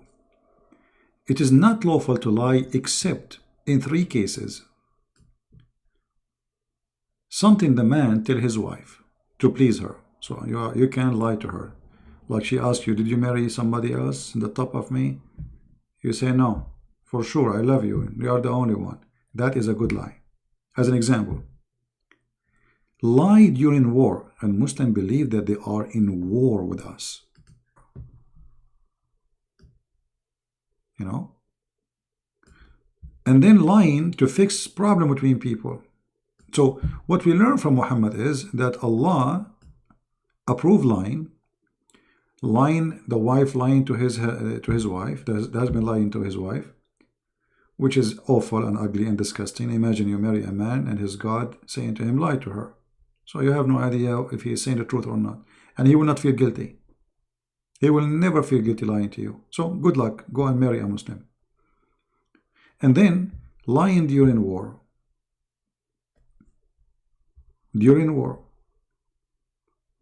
The Quran says that Allah, He will pursue against us until Judgment Day. That is war. Muhammad, he said, I've been ordered to fight all mankind and kill them until there's either they say there's no God but Allah and He is a prophet, and they convert and they pay the zakat and they pray as He pray and they worship as He worship and they slaughter as He slaughter, and then and only then He will stop shedding their blood and stealing their money.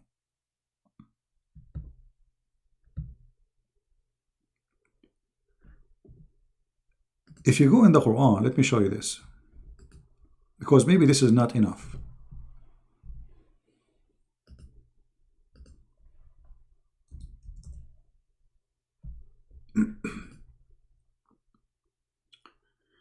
Let us hope that this website is working.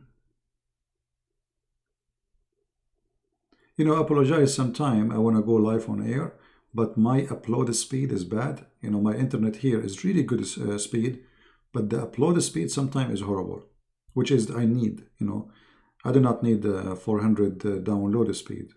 I need 10 gigabyte upload speed. So my download speed is so fast, but my upload speed is horrible.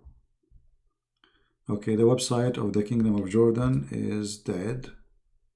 Let us see again, try again. Here we go, it's working. All right. If we go to chapter 3, verse number 28, this is the official government website of the King of Jordan. This is why it doesn't work all the time. Like the King of Jordan. It don't function.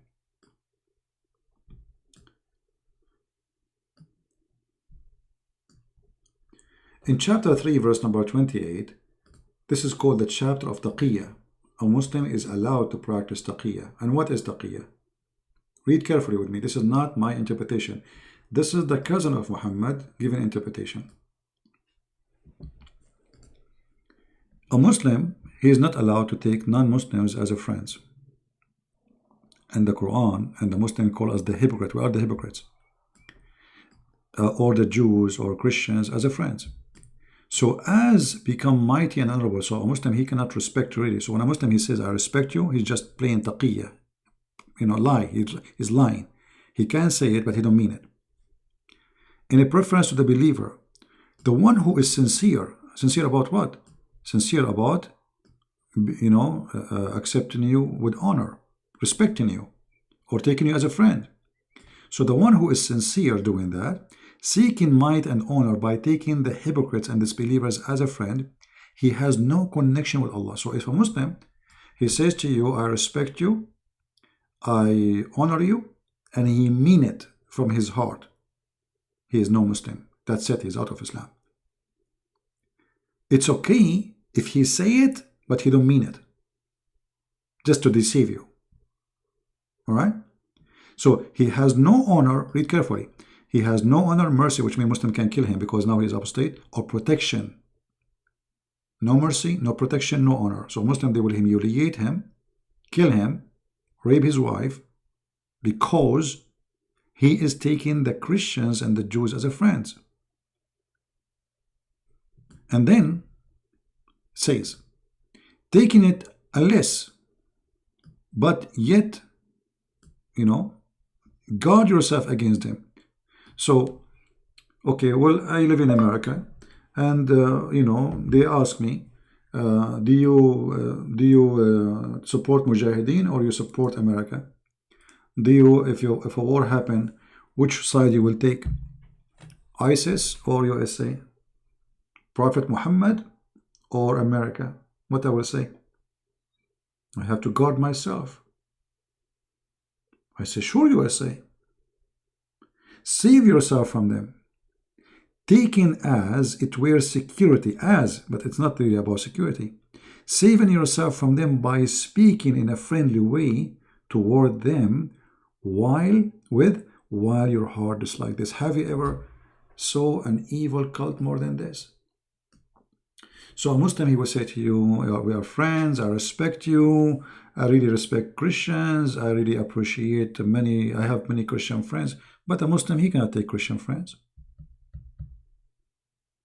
Because if he take Christian friends, he is out of Islam. And we can show that in the Quran in many places. Even he cannot even take his own family as a friends.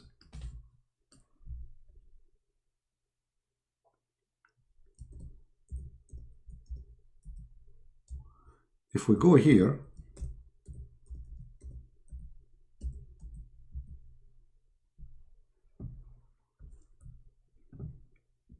this is chapter 3 verse number 28. And if you go down a little bit, you will find chapter 5. This is many places, all those verses, by the way. It says you cannot take Christians, Jews, you know, as a friends. As simple as that. But if you go here, there's a verse speaking specifically about us as a Christians. Read carefully. This is the Muslim translation, not mine. Because the Muslim, they will say, is lying. You know that.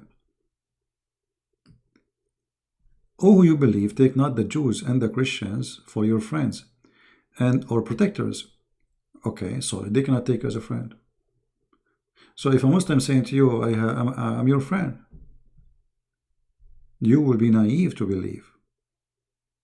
Because he's not allowed. And look, not only that, it says, and he amongst you who turn to them in a friendship, he is of them, which means he is not a Muslim no more.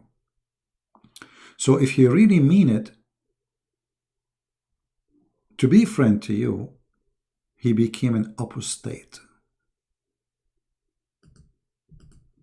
Do you see it? I'm not making it up. This is the Muslim translation.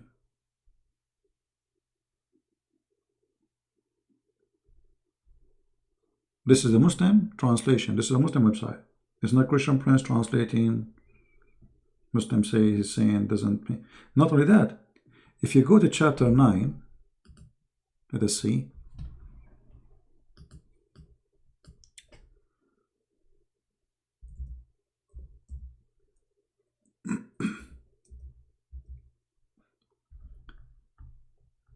If you go here, actually, let us take this verse here. In chapter 58, verse number 22, it says, you will not find one single Muslim. He will take those who oppose Islam and he will love them.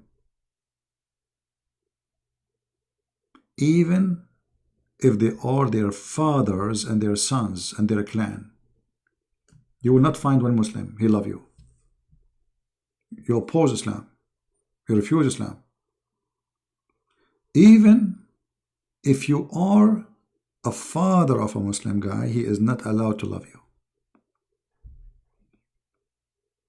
Who is saying that? This is their book. Who is translating? It is them.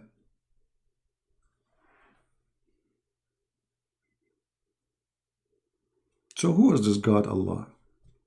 There is no God Allah. This is Muhammad. He is seeking revenge from those who rejected him. Why Muhammad did not mention the Hindus, go fight the Hindus, Allahu Akbar? Because they are not there. We never even heard of them. Right?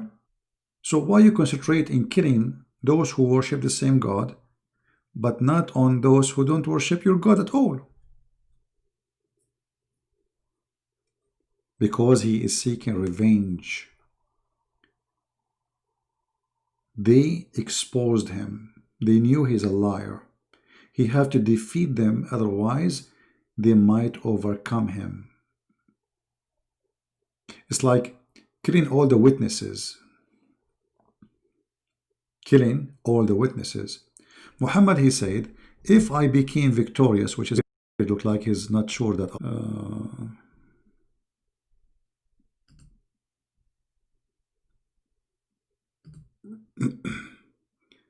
we have a crash in the program.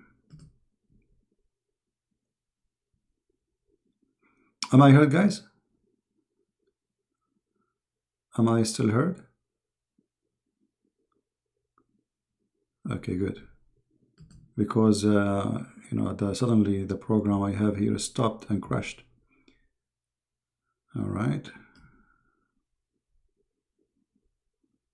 Let us see.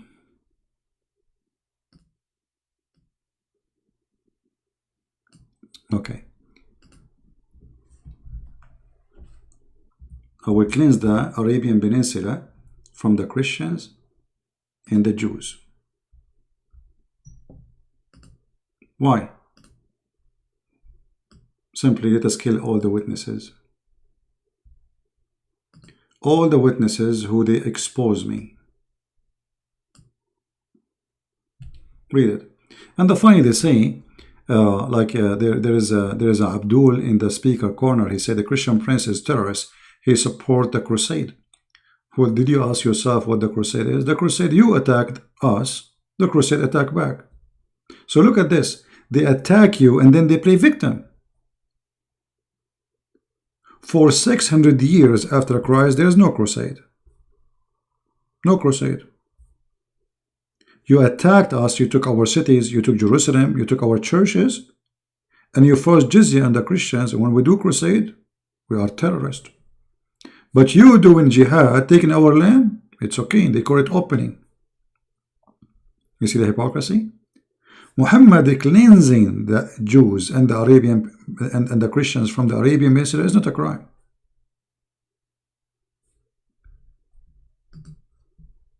But if the Spanish, they kicked out the Muslims from Spain, it's a crime. It's a genocide. They are evil. You see?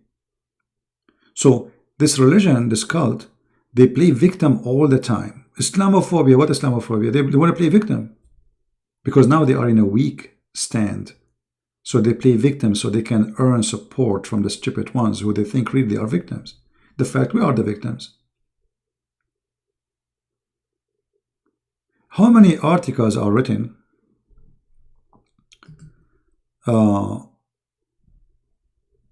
you know, that the Indian in India, they are discriminated.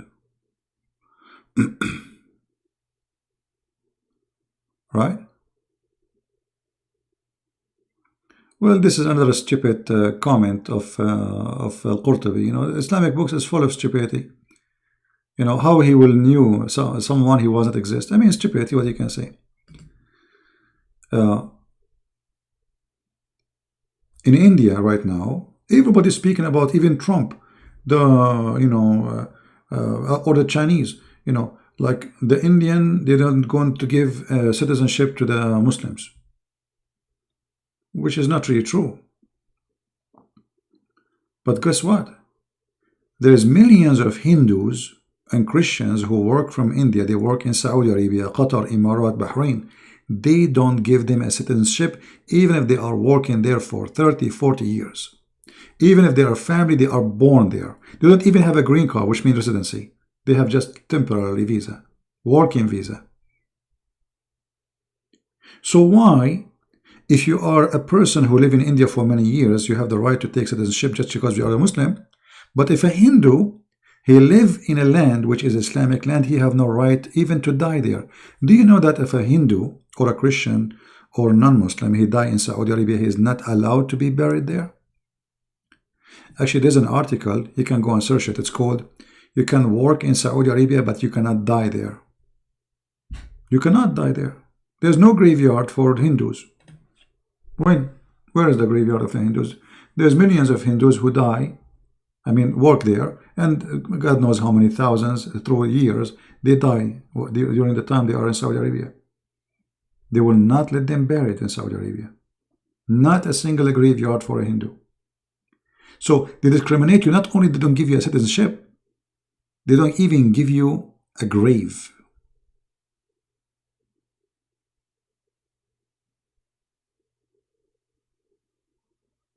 Yeah, history. Go and see what they did to the Greek people. What they did to Constantinia. This is our city. What they did to Romania. What they did to all of Europe. What they did to the Armenian. What they did to the Syrian. What they did to the Assyrian. But nobody play victim as they do. So you are Islamophobe. You are a bad person. You know, every day, every Sunday, there's attack in some churches somewhere in the world, especially in Africa, Nigeria, Ghana, Burkina Faso. I mean, everywhere. Ironical, everywhere.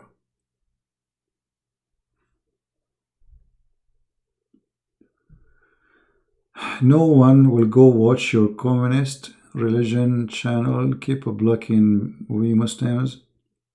Communist? That's funny. No, my friend, you are the communist because you are sharing a stone to be kissed by everybody. This is communism. Isn't it? This is communism? Stone worshipping? Why you don't call me Mr. Omar? You are the communist, but in a bad way. You share women, you share slaves, you kidnap women, you exchange them. Do you want to show your reference?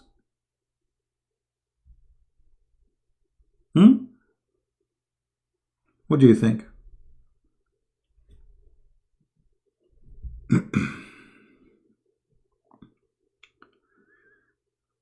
Hadith erase sin?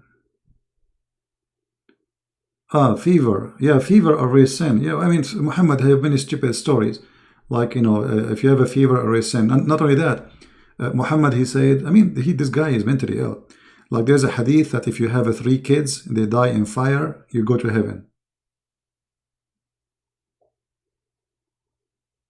What is that?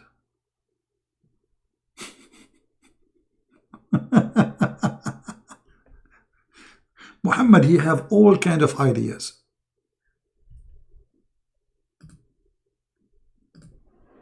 Let me show you this.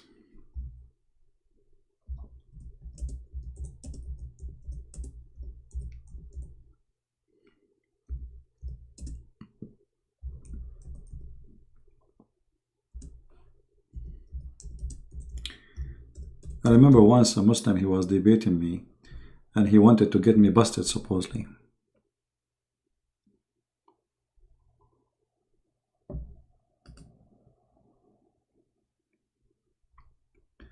Let us see.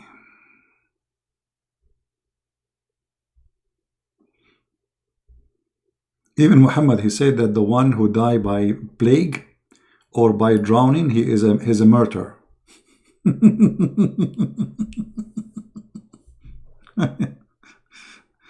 All right.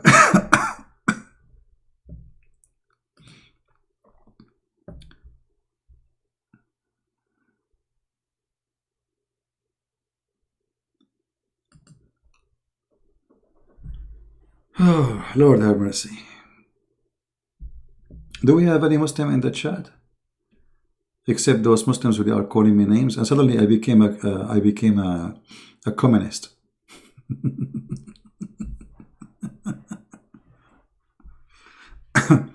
Armenians were the first Christian. No, that's not true, my friend. Armenian, they are not the first Christian. The first Christians are from the city of Antioch. For sure, we are talking about it after the disciple, which means the first Christians are the Jews. The first Christians are the Jews. After that, the first city became a Christian is Antioch, as city. Which means, generally speaking, the first Christians after the Jews, it was the Aramaic. And then Christianity spread to many, many countries. Anyway, this is not important really, who is the first Christian, who is the second. The important is, are you Christian or not? No, that doesn't change anything.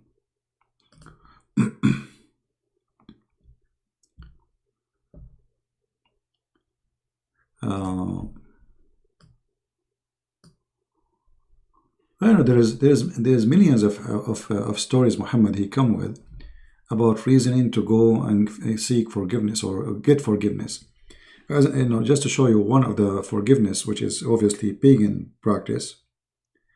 Muhammad he claimed that if you touch the black stone and the Yemeni corner, which I mean the corner of the Kaaba, it's called Yemen corner, and if you do that, that is going to erase your sin, as you say, which is obviously a very pagan practice and cannot be from a true God.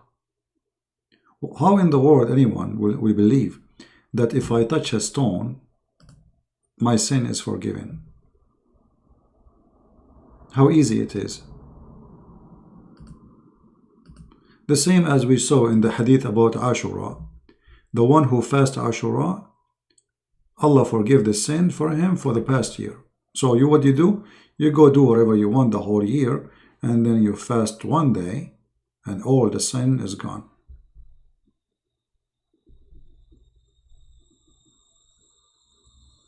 Yeah, you can eat in your mother's house. Exactly. If you know, I mean, Muhammad, he have tons of stories. Like, I look at this one here as an example.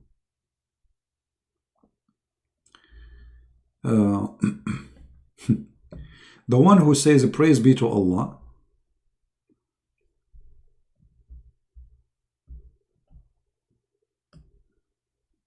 Let us see here. If you say to Allah, he said to them, who of you like to earn 1,000 good deeds? 1,000 good deeds? How you can earn that? And Muhammad, he have a solution. They said to him, how we can earn 1,000 good deeds? Like, how we can do that? He said, by saying Subhanallah 100 times.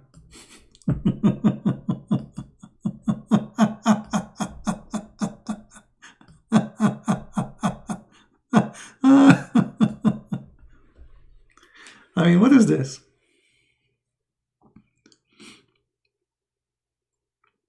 You say Subhanallah 100 times, you get 1,000 deed. What is it? How stupid is that? And not only that, good deed will be recorded for him, or 1,000 sin will be forgiven. Okay, how many sin we do a day? There's no way we'll do 1,000 sin.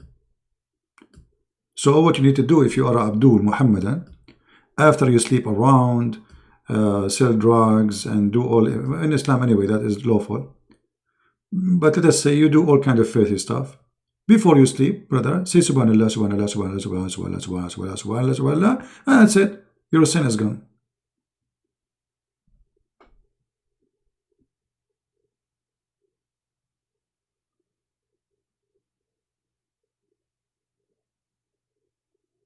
Do you see it? Obviously, this person is making things up. This is going to be true. God will forgive my sin, all the sin I did, 1,000 sin, just because I say Subhanallah 100 times. That's very easy recipe. Hey, hold on. Look what Mr. Why you don't call me my friend? Omar. Hold on. Look what he said. What is the problem? Catholic pray 100 Hail Mary in their prayer. Yeah, but they don't say that this will forgive their sin. They are praying. They pray 100, they pray 1 million, 1 million. They are just praying. Nobody said to them, if you do that, your sin is forgiven. And by the way, you took the rosary, you Muslims, you took it from the Christian. This is why the rosary, you Muslim, you carry, have 33 stones. the age of Jesus. 30 stone in the necklace and the 3 stones at the end of it. That is the age of Jesus. Everything you have is a theft. Everything you have is a theft. You have no religion. Your God Allah is a theft. This is not the name of the God of the Muhammadan. He stole it from the Arab. Muhammad do not know who is his God. If I ask you, Mr. Umar, who is Allah? What Allah mean? Guys, do you think Umar he knew what Allah mean? Okay, listen to this. In front of everybody, I challenge Umar to tell us, either by quoting me or in the text, what the name Allah mean.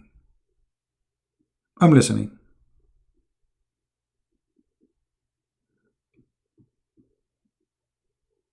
Are you there, Umar? Are you searching Google? Don't tell me that you are worshipping Allah all your life and now you do not know what the Allah mean. What Allah mean? We don't know. We don't know. They don't even know the name of their God.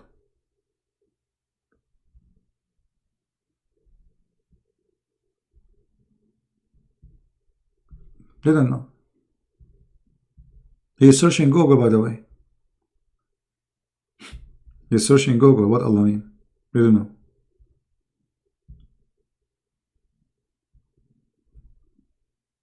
And this is a clear evidence that this cult is a stupid cult. I mean, people worship God they do not know. Look, hold on. Just guys, look at this. Let me take a selfie, not snapshot. I want to take a selfie for you, Omar. I will put you in the screen because you are fantastic, my friend. Guys, look at this answer. Hold on. Thank you, Omar, for the answer. I appreciate it, really. You are my helper, man. We really appreciate you. You are the best. Okay, Omar, he said,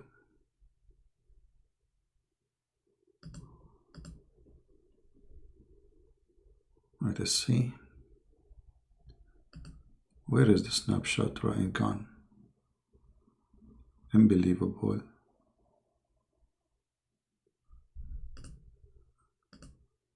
I took a snapshot, I cannot find it.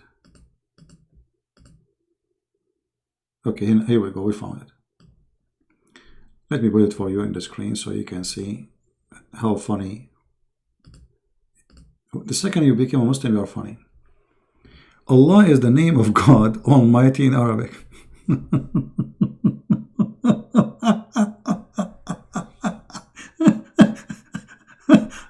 My friend, I'm asking you what the word Allah mean. You tell me is the name in Arabic? Are you serious? Is that a stand what they call it, stand alone what do you call it, comedy show?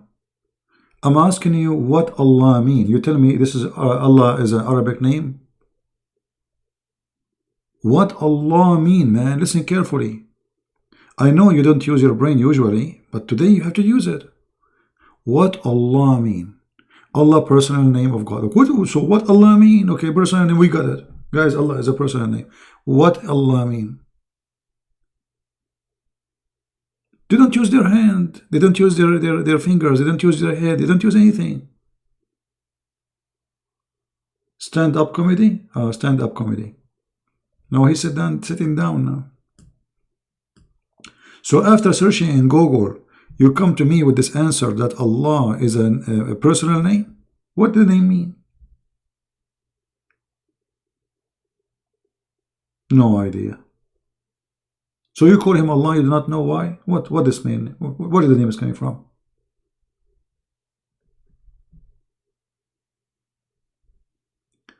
There is Muslim Indonesia says that they regret leaving Islam because of you. They made YouTube to deceive. They made YouTube to deceive Muslims again. What Abdul they don't dare to do. Okay. No problem. Any Muslim want to help Mr. Omar? Mr. Omar, he gave up. That's it. He do not know what his God name mean. What Allah mean?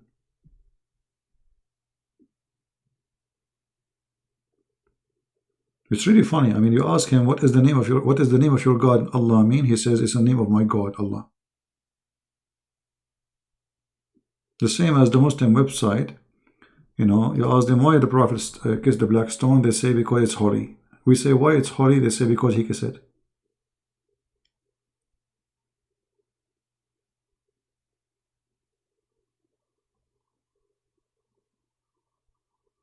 Any Muhammadan want to help Mr. Omar?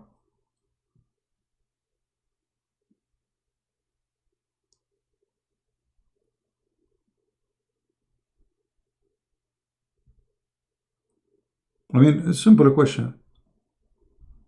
And look, now the Muslim, they will say to you, Allah is the creator. Okay, my friend, I'm not asking you what he do. I'm asking you what the word Allah mean.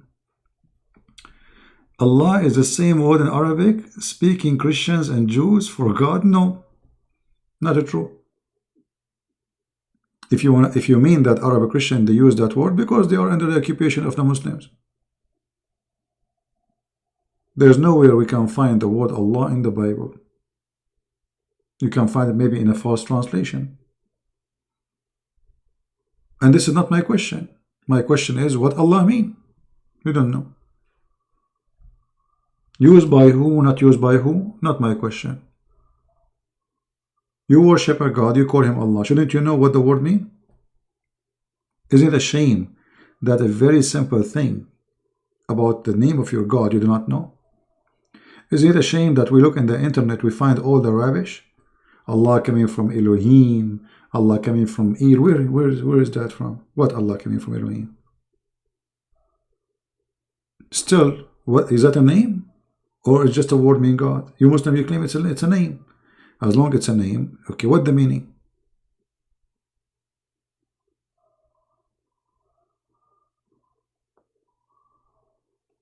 Mean the God, the Ilah? No, because Ilah, you see, you are, when you pronounce it, let me show you. I don't know why my program is being crashed. Hold on. Maybe too many. Let's close this one.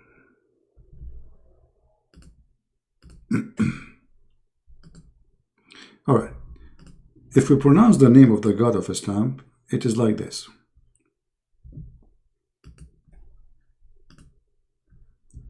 Al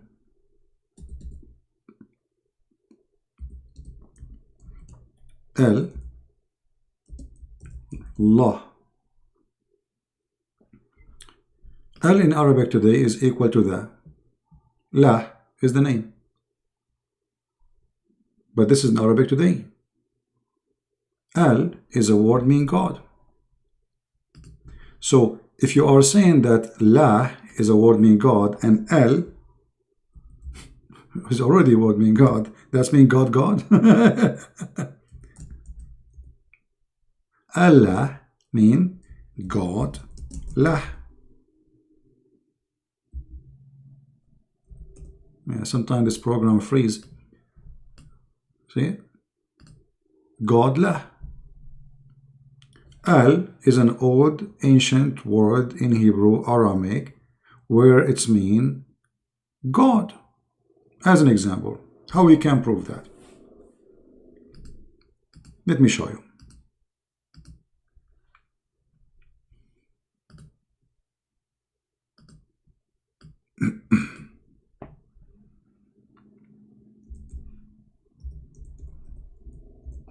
I will show you from the Quran.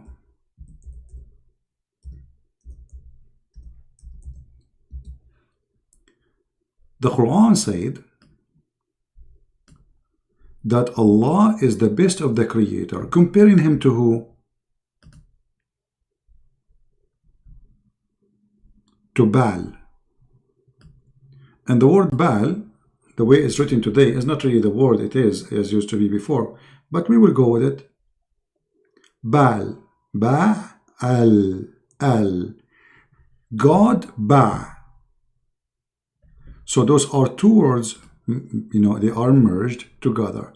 The name of the God is Ba, The word God is here, Al. And look what the Quran confirms. Muhammad is bragging about his God, saying that he is the best of the creators, which means he believes there's many creators. Because you cannot be the best of the creators unless there is a creators. Right? I mean, if I say to you I was the best student, that's mean I am not the only student in the school. Otherwise, I'm lying.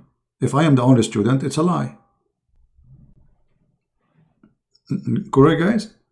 If I say I am the best student and I am the only student in the whole school, that's, you know, it's a lie. How you can be the best student? To be the best, you have to be one of many. So when the Quran says comparing Allah to Baal, there's a competition. Baal is a god, Allah is a god. Which one is better? Allah saying I am better than Baal. As simple as that. And what is better? What he is better? He is the best of the creators, which means Baal is a creator, Allah is a creator, but Allah is the best. If Baal cannot create and Allah comparing himself to Baal, that would be stupid. How you compare yourself to someone he cannot do anything and he is fake, is that exist? The second you say I am the best of the creators, it's meaning you approve that there's many creators and you are just the best. Which means there's many gods, I am the best of them. Right? If you go in the Quran, the first chapter in the Quran, I'm not going to take you far away. Al-Fatiha. Look with me. Anyone who speaks Arabic, he can notice that here it says, Bismillahir Rahmanir Rahim. Okay. Alhamdulillahi Rabbil Alameen. Okay, hold on. This is Allah in the first sentence. And this is Allah in the second sentence. Anyone notice what happened? What is the difference between the first Allah and the second one?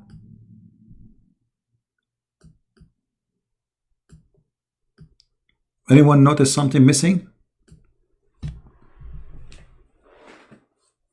What is missing? Guys, I'm going to speak a little bit farther from the computer because my eyes really hurt. They are burning. But tell me please, is my voice still good? Is my voice still good? You know, I took like a little bit away because my eyes really hurting. You hear me good? I'm trying actually to avoid to look at the computer, but I mean, we have to. There is something missing. Alif, correct. Those who speak Arabic, they knew. This is Alif. You will see it in the beginning of the letter. Let me try to make it thin. Here, you see, here, this is Alif here in the beginning, but it's not exist here. What happened? What happened? Very simple. Because this is not part of the name. Al is just a word meaning God. It's not part of the name. You can take it off. So look what happened. The difference between the first Allah and the second one, the first one saying Allah, Allah, the second one saying Lillah. So Alhamdulillah, let me type it for you.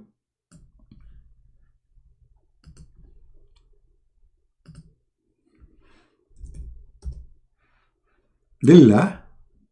Huh? Why? Because I'm saying thanks to Li in Arabic mean to.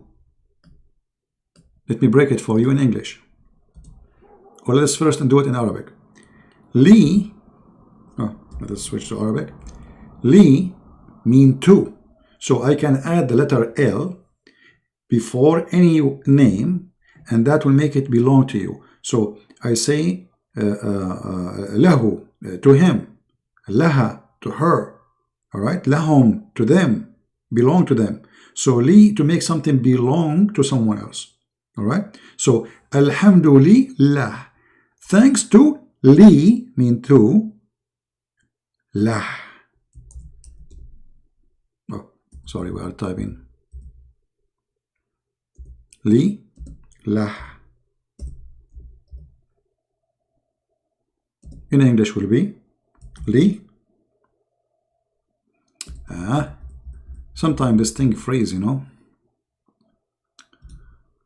Li lah. Thanks to Allah. Thanks to lah. Here there's no Allah. Just the plain name.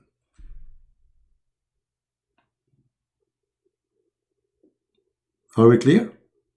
And that explains why the first one have Allah, the second one, I mean, both of them is Allah, but one without L, one with L. Okay, what happened?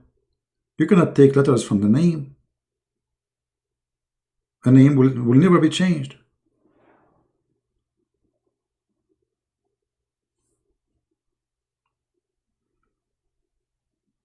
So here, there is a change. Why? Because this is the original name, lah. So thanks to lah.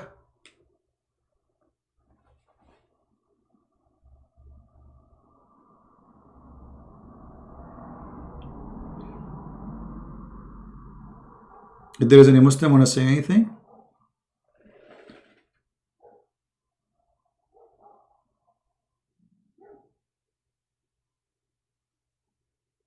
And actually, if you read this prayer here, which is, I find it very funny and stupid.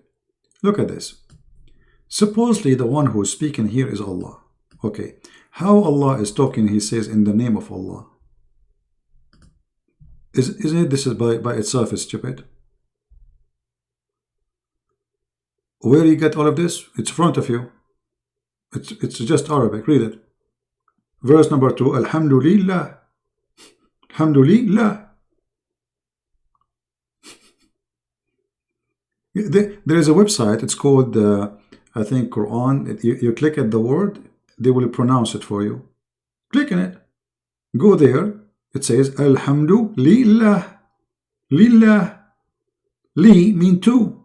La. This is the name of your God. As simple as that. Look at this.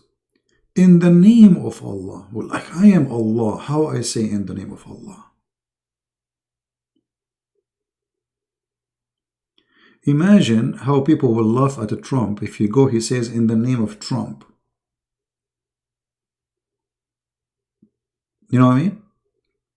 You see, if the Quran saying Allah, he said to Muhammad, pray like this, like Jesus, they asked him, how you pray? He said to them, our Father, say like this, pray like this. Our Father art of heaven. No, this is not the case. There's nowhere it says anything, introduction, pray like this. Suddenly, in the name of Allah, Ar-Rahman Ar-Rahim, and then look at this stupid story here. Praise be to Allah. Like, who is the one saying praise be to Allah, saying praise be to Allah? And then he repeat again the same as he say, and the Lord of the two words, because they believe in the genie and the human being, you know. And then he repeat the same exact word he just said there. This can't be God. I mean, you just said the most gracious, the most merciful. Why you are saying it after 2 seconds? You did not, you just started the car. The one who is talking here, somebody, he's out of words. He's trying to make something. You just say the Rahman Ar-Rahim. Why you are saying Ar-Rahman Ar-Rahim?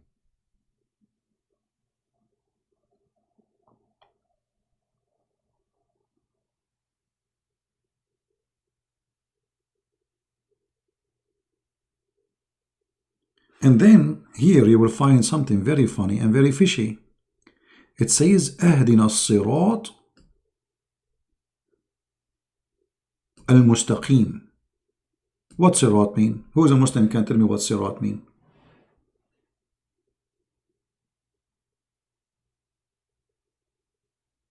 No, my friend, I'm not saying translation is fabricated. I'm saying your Quran is stupid. I don't care for a translation. You know, for me, I read Arabic. You are the one who is reading translation.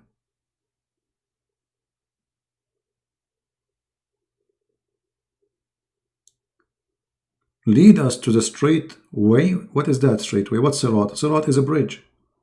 Muhammad, he learned from the Sabian that there is a bridge, and this bridge will take you to the sky. And those who they are committing sin, their legs will go down the bridge and they will be burned depending how much sin they commit. Sirat is not an Arabic word. صراط الذين أنعمت عليهم غير المغضوب عليهم ولا الضالين. Okay, the bridge of those who you bless them, favor them. Let us see what sirat mean from the Muslims' interpretation. So Muslim, they will not say, oh, Christian Prince making things up. You know them.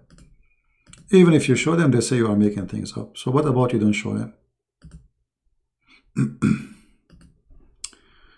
Give me a second.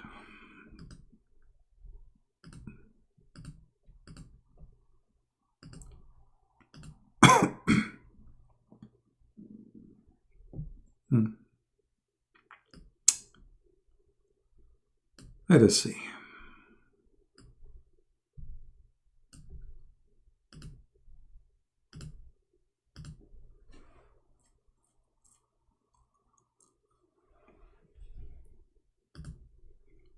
I will try to open some interpretation for us so we can read together and they will not say, you know, he's making things up. As they always do, as usual.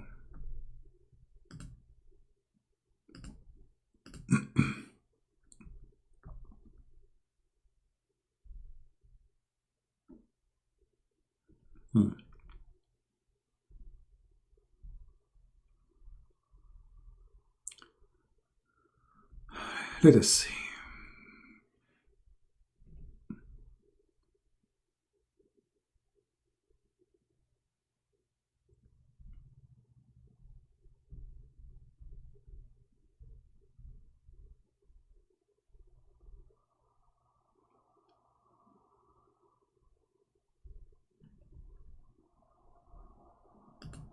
Who is a Muslim? He read Arabic. He is willing to call me and read for us and translate. Any Muslim? You translate. I will not translate. Anyone?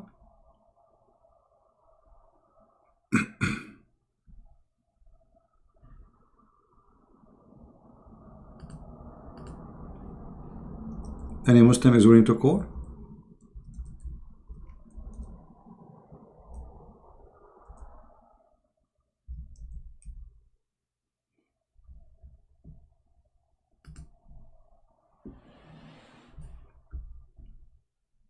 What sirat mean? Is that a bridge to heaven or a bridge to hell? Who is a Muslim willing to answer? When the Quran said,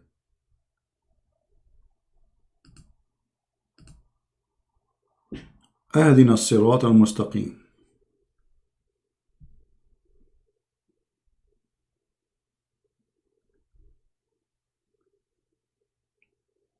Anyone?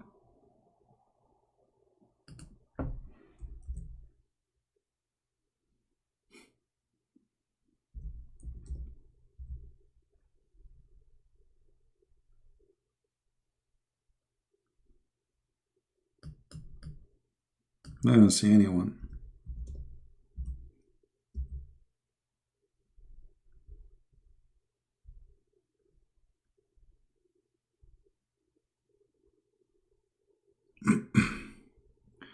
Let us see.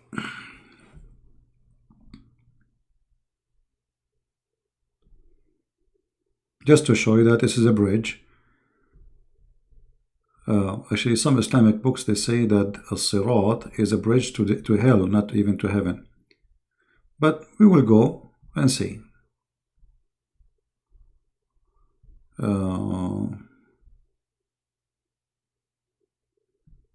Here we go. Read carefully with me, guys, just to show you the stupidity of this religion.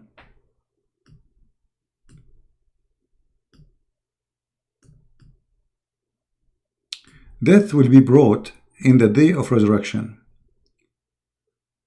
and made to stand on the sirat. This is the word sirat. Okay. What the word sirat is? Bridge to hell. Bridge over hell, sorry. As I said, when you walk, if you are supposedly did not pray much, etc., so the more you are sinner, the more you will be burned, because your feet will go down in the bridge. So there is people who will go inside hell, all Muslims will go inside hell, and depend how bad you are, you will be burned. So look, this is their translation saying the bridge over hell. In the book of Fath al-Bari, it says, للحافظ ibn Hajar, it says, it will be said, O people of paradise, and they will look like they will be tired, afraid, etc. And then it will be said to them, O people of hell, and they will look hoping that blah blah blah blah blah, the hadith. And then it says, then the command will be given for it. It will be slaughtered on the sirat. So Allah will slaughter death, which is very stupid to believe. I mean, how you can slaughter death? Is death is a person? Yes. In Islam, death is a person. So Allah will bring him over the bridge and he will slaughter him.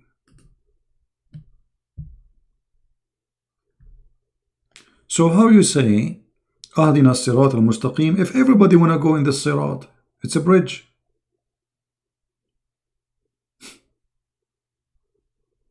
And this bridge is over hell. And actually will go through hell. You see, in the Quran it says, وَمَا مِنْكُمْ وَإِلَّا وَارِدُهَا. Every one of you will enter hell in Islam.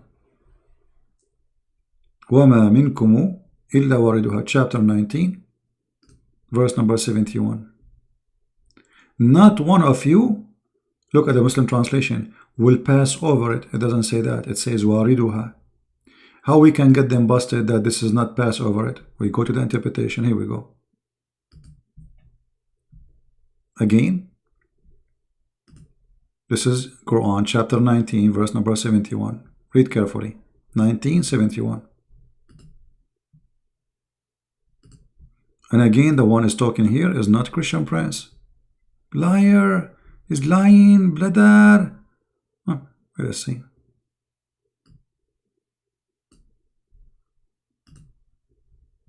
Let us hope this website will work, because you have to click like 20 times to make it open.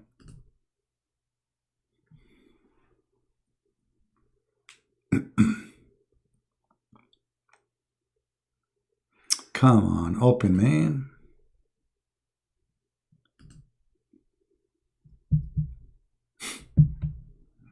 What you can say? It's owned by the King of Jordan. Nothing function in that country. Starting from the king. Come on. Here we go. We have to wait.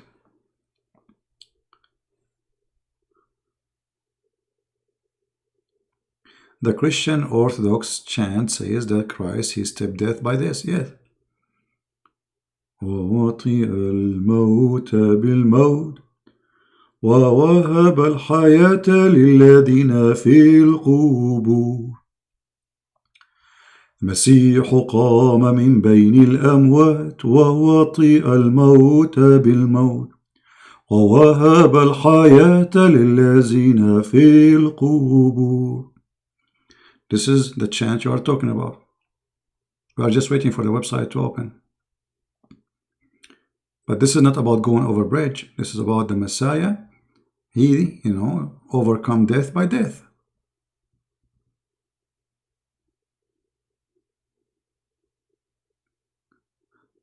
No, I'm not. I'm reciting Christian chant about Jesus overcome death.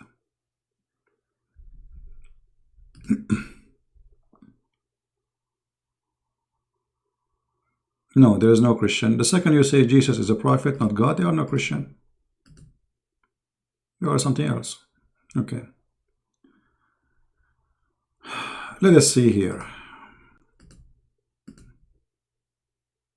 Finally, it's opening. Read carefully with me. This is Tafsir al-Jalalain. It says, there is not one of you but shall come to it. that but shall enter hell. No exception.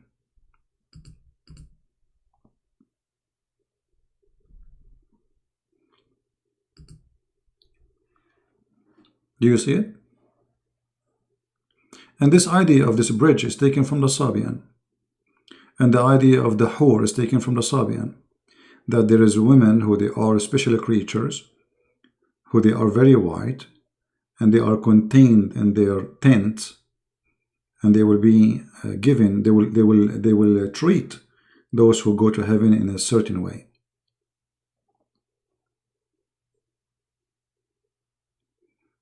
And the song I was singing, this is, as the person who was in the chat was saying, this is an Orthodox church chant. And the same song, they sing it in many languages, because all Orthodox, they share the same prayer, but in different language.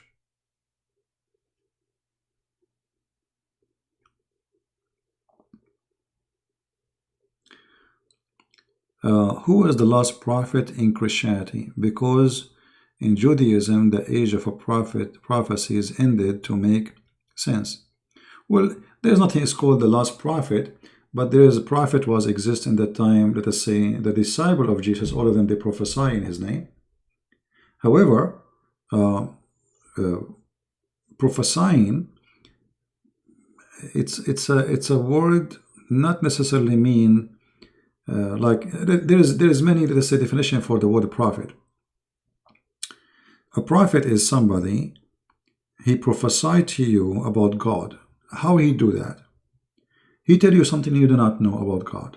So if I am a person going to the jungle of Brazil and I met somebody he never heard about Christ, so I say to him that time will come and there is a day is going to be judgment day, and I'm using my own words, but I am using the word of God in the same time.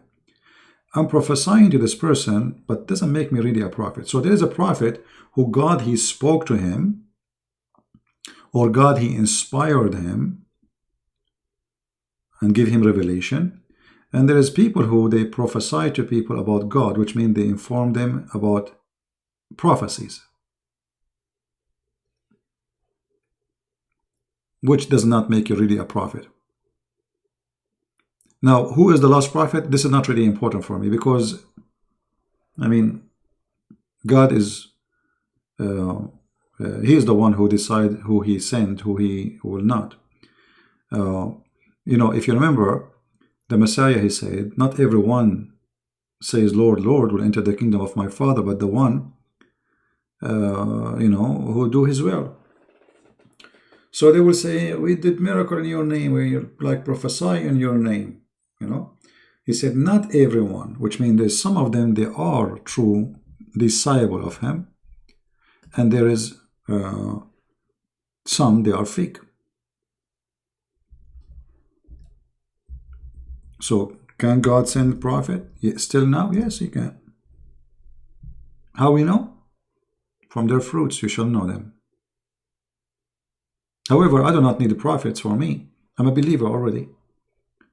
And I don't find any reason to listen to anyone save the Lord. The Lord, he already spoke. And the disciple, they wrote his words, and we have their words too. Like when we read the book of Acts.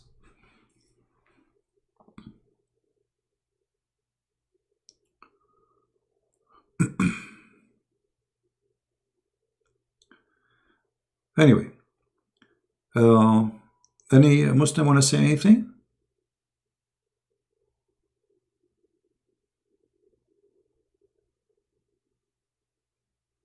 But you know, be careful. There is people, they claim to be prophets, the same as Muhammad, just to earn your money. So if a prophet is coming to take your money from your pocket and he seek his own privilege, obviously he is a fake man. You know what I mean? That's why Jesus, he said, from their fruits you will know them.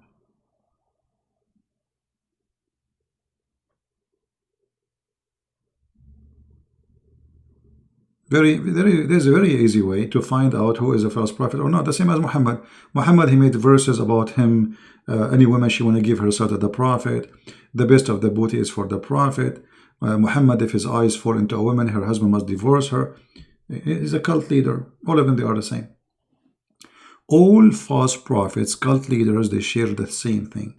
They want to sleep with your wife and they want your money. All of them. No exception. Go study the history of all cult leaders. You will find all of them are the same. Right? It looked like Omar is saying something. Then who was father that Jesus mentioned in his prayer? That's a good question, Omar. The Father is the Father. God is a three-person. If you say to me, how God can be three in one? Well, he's God. How God can be God then? You see, if you go in the Quran, Omar, listen to me carefully. You will find that your Quran is saying that Jesus is a three, but yet he is one. But the same verse says, don't say Trinity. No, we don't believe that Jesus is three. No, you know. And we don't believe in what the Quran is saying. But the Quran, the same book, saying that don't say Trinity, yet is saying that Jesus is a three and one in the same time. Read carefully with me.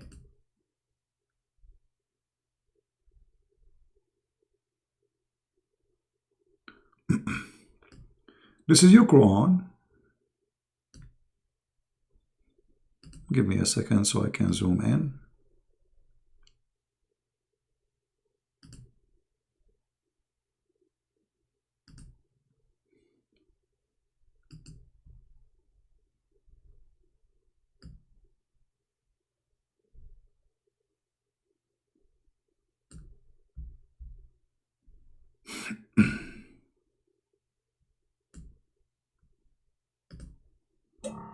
All right. Listen carefully, Omar. See, I'm trying to help you. I'm not against you. There's nothing personal here, my friend. You're welcome here, and, you know, feel free to ask questions. If you like to call me, I will be happy to hear you. The Quran says, commit no excuse in your religion, okay? Don't say Allah, but the truth. Christ Jesus, son of Mary, he was, between two brackets, does not exist. It's not from the Quran. This is why it's between two brackets. He is a messenger, okay? Write down, Omar, write down, take a note. He is what? A messenger. That's wonderful. He's a man, messenger, okay? And he is his word, okay? He's what? He's the word. And he is a spirit proceeding from Allah. Okay, wonderful. So he is a man, he is a word, he is a spirit. How a three can be one?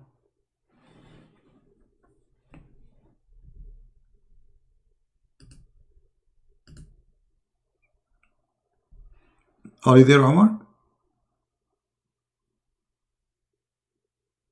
How he is one? He's a Christ is a man like me and you, supposedly, right? Okay.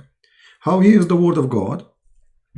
He is a spirit proceeding from God, not only spirit, which means he is a spirit of God, and he is the word of God. How he can be three, but yet he is one?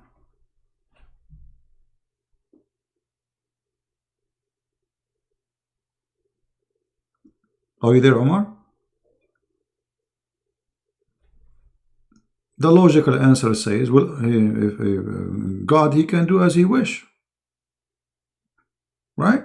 I'm helping you. I'm giving you a hand. Okay, God, your God, Allah, he can make Jesus as he wish. He make him three and one at the same time. Well, so God, he can make Jesus three and one at the same time, but God cannot, he himself, be three and one at the same time. He is no more than in a bracket. How come not to use the word bracket? Use it, no problem. Okay, don't be upset. Use the word bracket. I'm saying the word bracket is not in the Quran. This is in translation to explain to you. But no problem, my friend. Are you happy? That will not change anything. Still the same. There's no more than this and this and that. Okay. 3 and 1. Don't be upset, please, from the bracket stuff. We gave you the bracket back.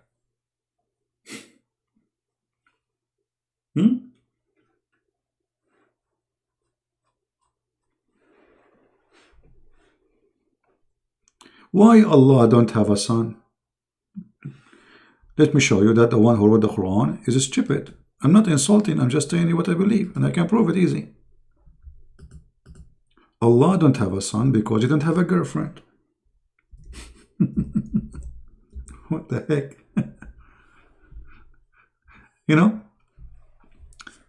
Look what the Quran says. Allah speaking about Allah. To him do the primal origin of the heaven and the earth. Okay. How can he have a son when he don't have a girlfriend? that prove that the one who call himself Muhammad and Allah are stupid, because a Christian don't believe that God he have sex with Mary. God, you know, forgive me for saying that.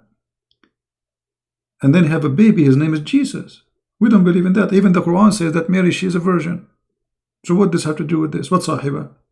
And imagine how filthy language. He said sahiba, not even a wife. Sahiba means girlfriend. That's why it says consort, as you see.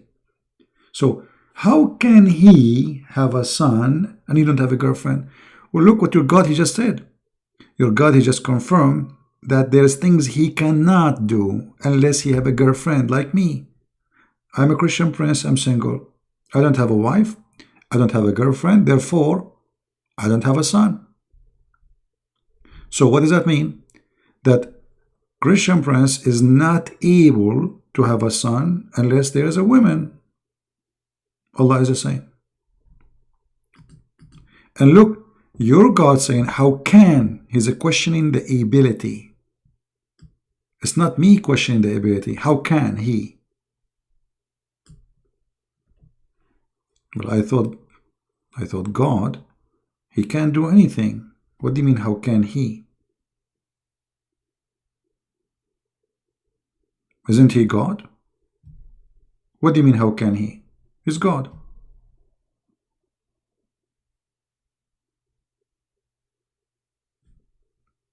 How God can resurrect us from death? Well, because he's God, he can do it. How God can create Adam from dust? Well, he can do it, he's God.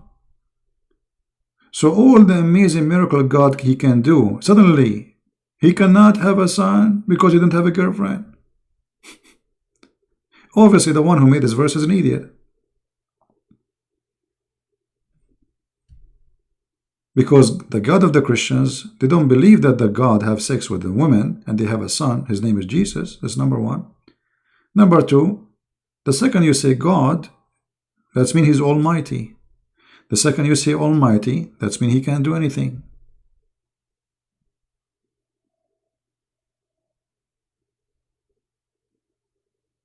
Guys, don't forget to watch a video made by, we have a review, a Muslim, he made a review for me, which is a very important video, priceless. We post it in Patreon. This video is in different channel. Don't forget to subscribe to that channel, please. It's a backup channel.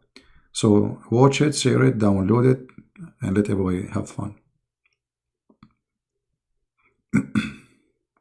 Yeah, the reason we call God Almighty, for he have all the mighty power. That's what Almighty mean. Otherwise, why you call him Almighty? Your God is not Almighty. Can Allah be a man? Muslims, they say no. So he cannot be Almighty. Because Almighty, it means there's no limitation of what he can be or what he can do. Correct, guys? The second I say Almighty, it means that's it. He's out of limit. He create, he resurrect, he can come to us as a spirit, he can come to us as a man. I mean, he's God. If God cannot do that, who can do that? Me? The second you put limit to your God, that means your God is a fufu, is a fifi, is a tutu. He's just an idol. How an idol can have a son if he don't have a wife? My God is a living God. He do not need a wife to have a son. Your God is not. He cannot. And you know, remember that the Quran says that Jesus, he created from the mother bird. Okay, hold on. Allah is the creator. Look, it says the origin of everything is Allah, but he forgot that there is another creator in the Quran. The Quran said, the Muslim, they will say to you, oh, but Christian Prince, he did not mention that it says by the leave of Allah. My friend, by the leave of Allah or not his leave? You just admitted that Jesus is a creator, which means right now as we speak, there's birds and creatures are created by Jesus.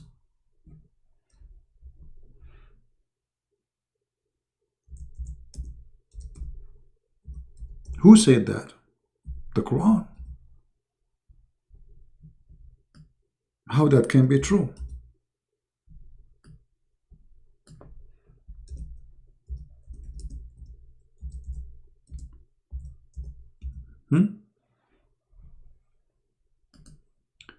The answer, very simple. The Muslim, they will say to you, Allah gave him power. My friend, this is your claim, number one. There's no way to prove it. But you just admitted that Jesus the Christ, he can fashion a clay the same as God he created. From the breath of Jesus, the bird is created. The life is given. So now we have, according to Muslims, understanding that Allah, he shared his power of a creation with a person. His name is the Christ.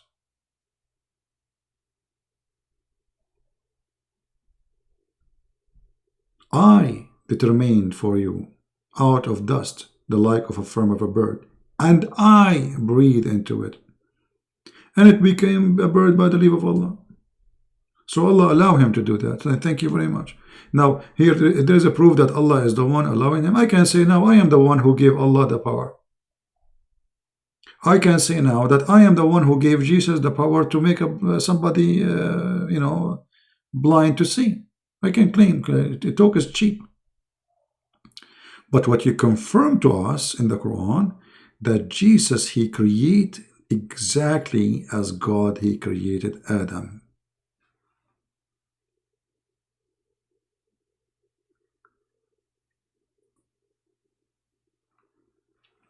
And yet Muhammad, he came 600 years after Jesus. So how he know about Jesus? What he knew about him? He don't even know his correct name. Muhammad, he think that, look, what is the name of the chapter? Look at the fool Muhammad. The chapter name is Al Imran. Al Imran. Okay, who is Imran? The father of Mary. How stupid. Imran is not the father of Mary. Where do you get this from? The stupid Muhammad, he thought that the same father of Moses, he is the father of Mary. This is why he says that Mary is a sister of Aaron, which is the brother of Moses. And that make her the daughter of Imran, which is the father of Moses and Aaron. Stupid prophet, false prophet. And when the Jews got him busted, they said to him, but what are you talking about? There's hundreds of years between Aaron and Mary. So to cover his ass, he said, oh, they used to cover them, they used to call them by their great names, ancestors. That is very stupid.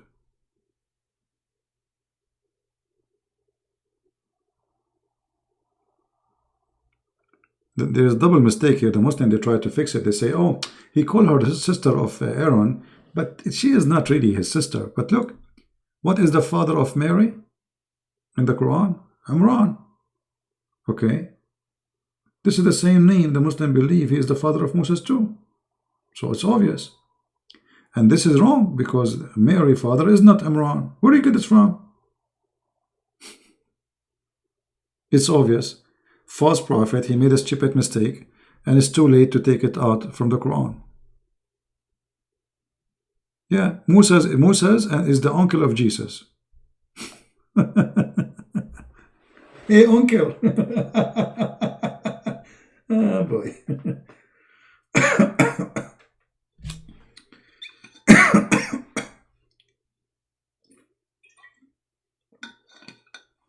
And by the way, even Imran, the name here is wrong. Even the name of the father, not only the name of the father of Mary does not exist this way.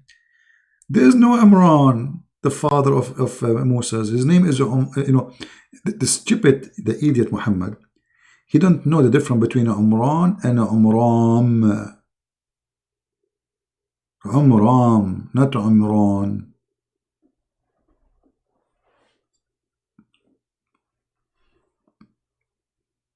Right? So what do you think, my friend Omar? Don't you think it's time for you to leave the cult of Islam, Omar? Do you like to call me? Our prophet get power from Allah to see the future? Like what? Okay, let me show you your prophet seeing the future. Guys, our friend here, Omar, by the way, is welcome. I hope everybody will speak nice to him. He sounds like a nice guy.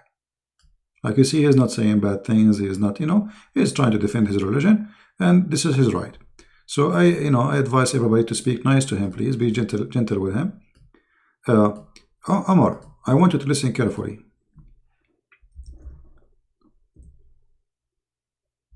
Your prophet, he knew the future. Look at this. This is your prophet telling us about the future.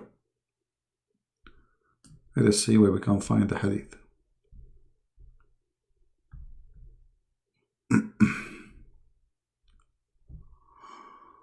Oh boy. Oh no, I'm getting sleepy.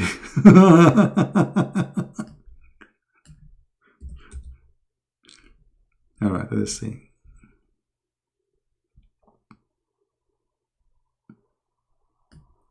I'm just trying to find the hadith to show you what kind of a prophet you are.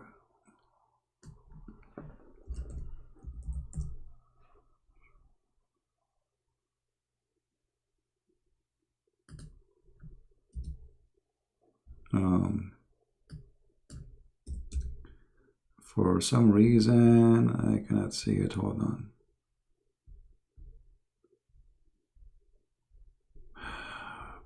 Until we find the hadith, it says that your prophet said that judgment day will not come until the Roman became the major population of the world.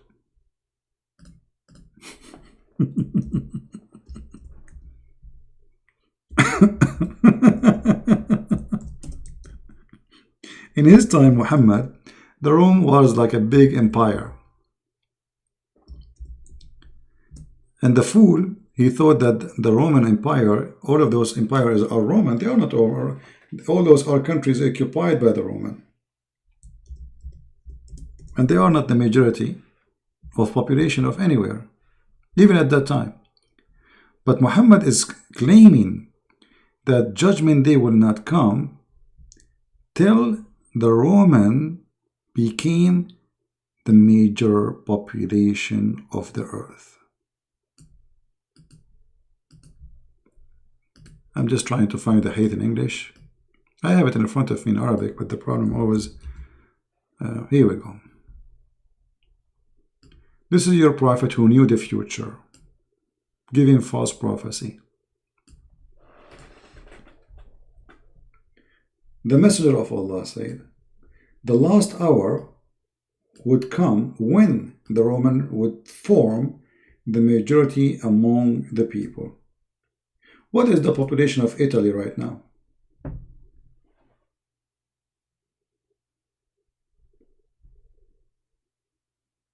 What do you think?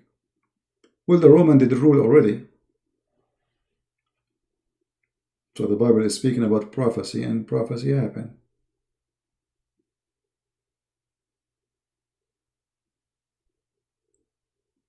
What is the population of the Roman? Italy. Is that a false prophecy?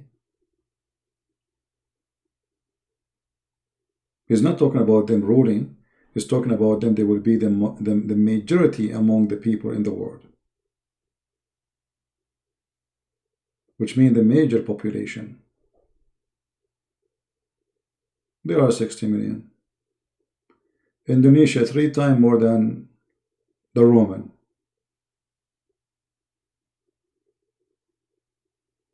Yeah, this is Sahih. This is Sahih Muslim. Here we go.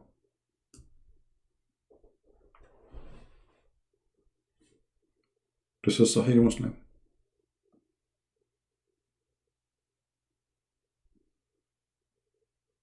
Do you like to call me Omar? I like to speak to you. You sound like a decent person.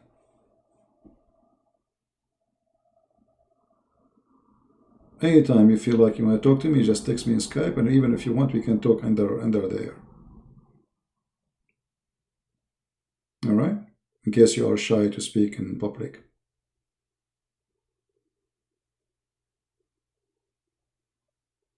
As you see, Omar, this is a false prophet. All his prophecies are stupid.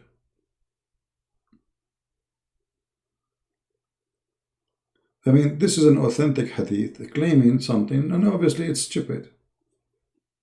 How the Roman will become the majority of population by the judgment day? What will happen? The Roman, they destroyed China. They will destroy.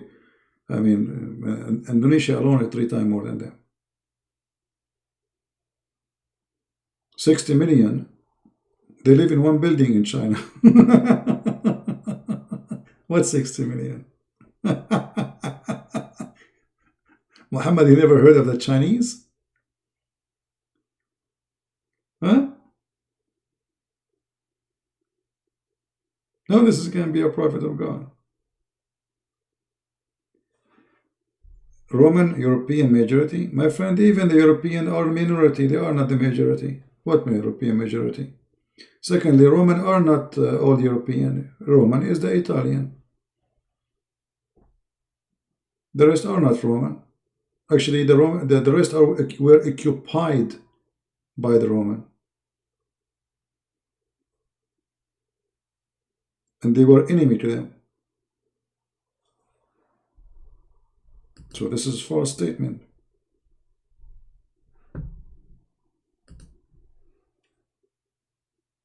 Go do a little search about who are the Roman, and you will see.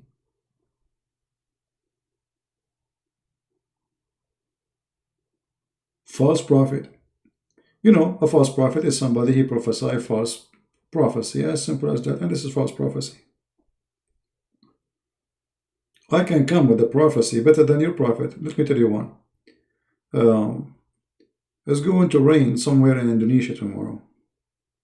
And women, they will have their period. Many women. Okay, I'm prophet now. And there is many cats, they will say meow. And dogs will say ho.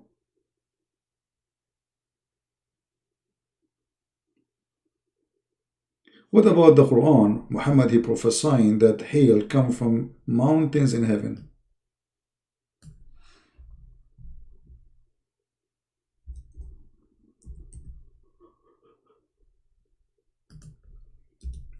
How in the world that can be?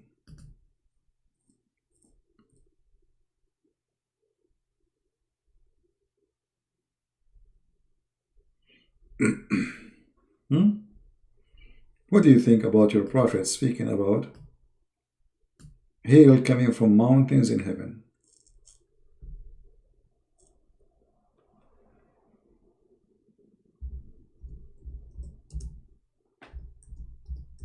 Do you really believe in such a thing? That there is mountains in heaven where Allah, he break hail from it?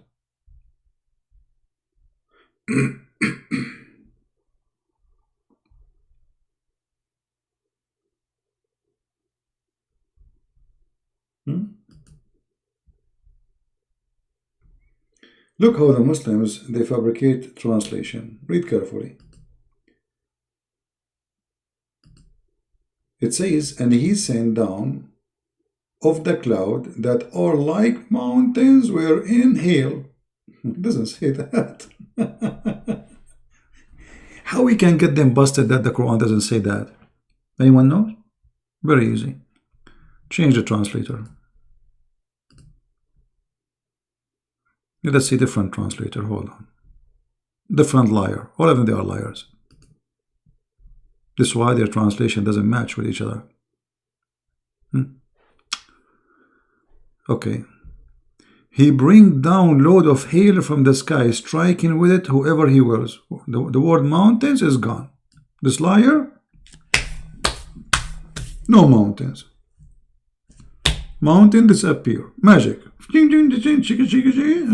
Mountain is gone. Change the translator. That's it. This guy, he ate the mountain like the goat who ate the Quran. Okay. Like mountains. You see the add between bracket? Like mountains. But it doesn't say like mountains. It says mountains. From mountains. Like what the heck? Change the translator. Let us see different Muslim.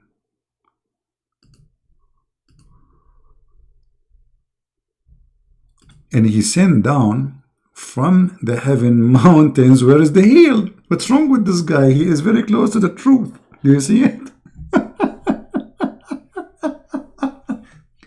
The rest they were adding like, same as, you know, it's a cloud. It doesn't say cloud, my friend. It says he sent down from mountains in heaven.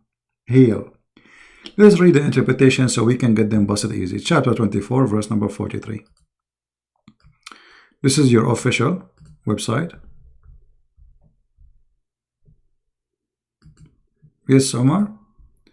Who are translation? I don't know. They are in Muslim translation, my friend. It's not my translation. I don't care. For me, I speak Arabic. All right.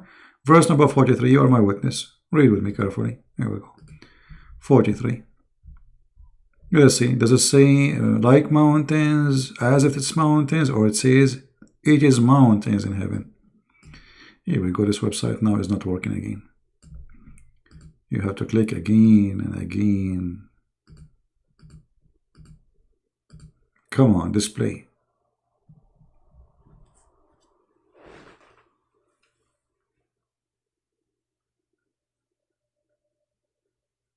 We have to wait for this website to open. He's so slow like Allah.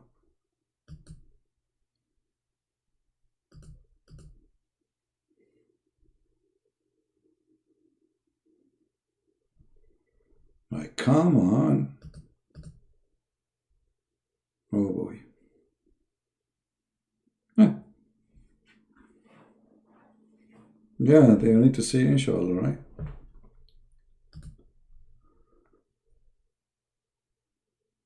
It's not opening.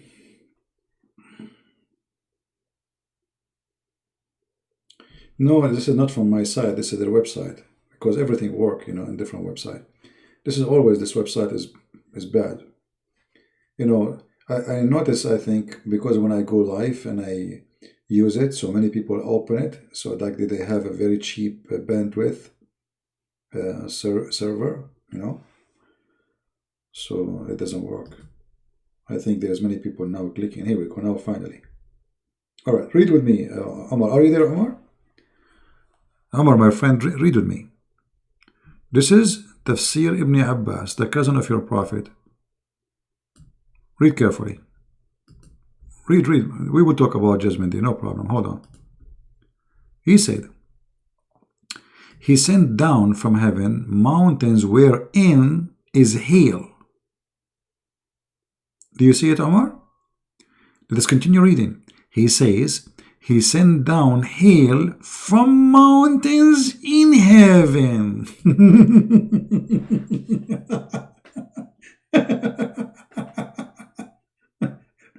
Now what they will say this is Da'if Quran, brother.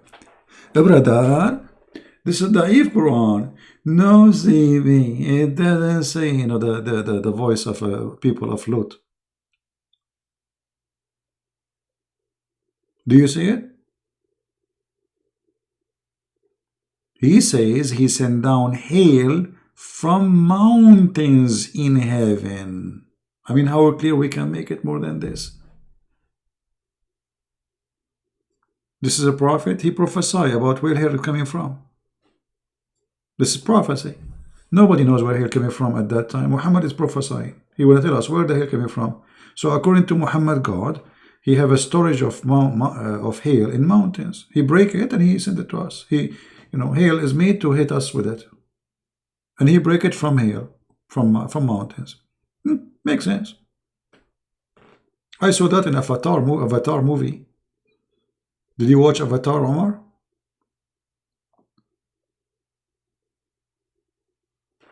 This is Tafsir Ibn Abbas. Let us change it. Maybe this Tafsir is wrong, my brother. Let's go to Al-Jalalain. This is Al-Jalalain, very big scholar. It says, and he sent down from the heaven out of mountains. This one is even making it more clear. He sent down from heaven out of mountains. Min jibalin fiha. All right? I mean, what is that?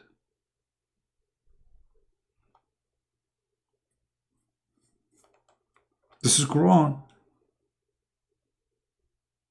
And this is Muhammad. So if this is a lie, that means the rest is a lie. That's it. Do we agree, people? If this is a lie, Muhammad is a liar because he's claiming that he received this from his God.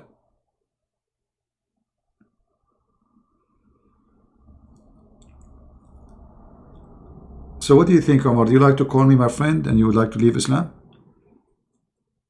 Muhammad prophecy about earthquake. There is earthquake in Japan. They have 1,000 earthquake every day, even more.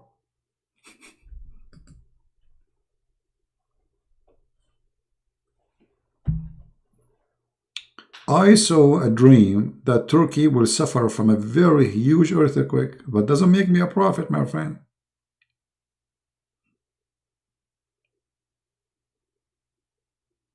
Because this country always have earthquake. It's not something new. So if I saw that, maybe I don't know the reason I saw it, but I saw that. But doesn't make me a prophet. And maybe Turkey is going to face a huge earthquake, but that does not make me a prophet. So if I say there is rain will come, it doesn't make me a prophet. If I say earthquake will happen, it's happened always. This is why it's called earthquake. It is something that exists in the earth since the beginning. And if I can go any prophet over any prophecy or prophet he said, and we will laugh at them. All of them, they are stupid. My friend Omar, I advise you to leave Islam right now. I mean, you are smarter than this man. Do you like to call me? Omar, do you like to call me live?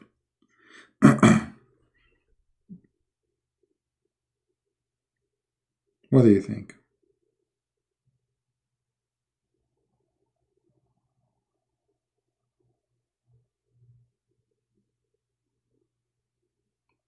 Do you like to call me Omar and denounce Islam? I can tell you are leaving. It's just a matter of time, if not immediately now. Do you like to call? And then I will explain to you about the Messiah. What do you say? I will answer any question you have about the Messiah. In the same time, I mean, this verse alone, forget about the rest. Let us say Muhammad, he said 100 statements, they are truthful, but this is Quran, and it's a lie. So Muhammad is a liar. There's no way his God told him that. Do you agree, Omar? Omar, do you agree that there is no way that God, he told Muhammad that he'll come from mountains? Do you agree with that?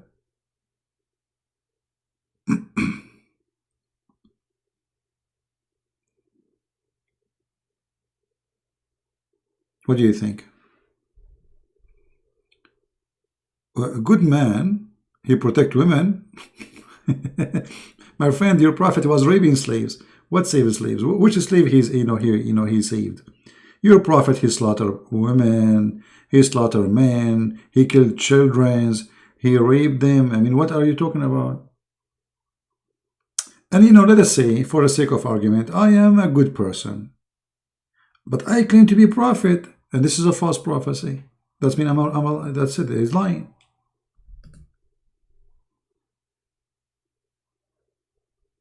He's a liar.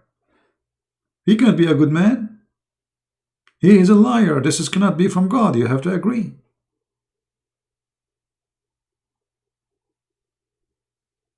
Either Muhammad is a prophet from God, and God told him this, which is stupid. That's mean him and his God are stupid.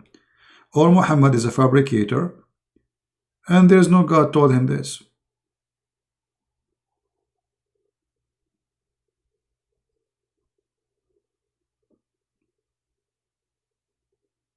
If somebody, he come to us and he is very nice person, gentleman, very, very nice, and he claimed to be prophet and he said this, he's a liar. Doesn't matter what he, who is, who is he?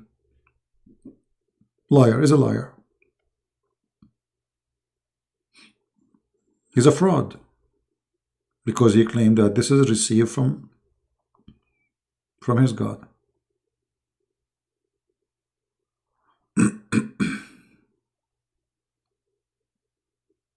So what do you say, my friend Amar? Do you like to call me and leave Islam? You don't need to call it, leave Islam right away. If you have a questions, feel free. What about you call me and tell me about your prophet, the good guy? What do you think? Do you like to call me and tell me about your prophet, the good guy? Just to show you that he is not good? And there's nothing good about him?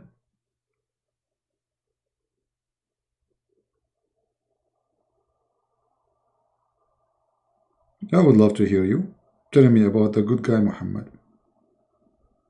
Obviously, my friend, you have no idea. Muhammad is a very evil man.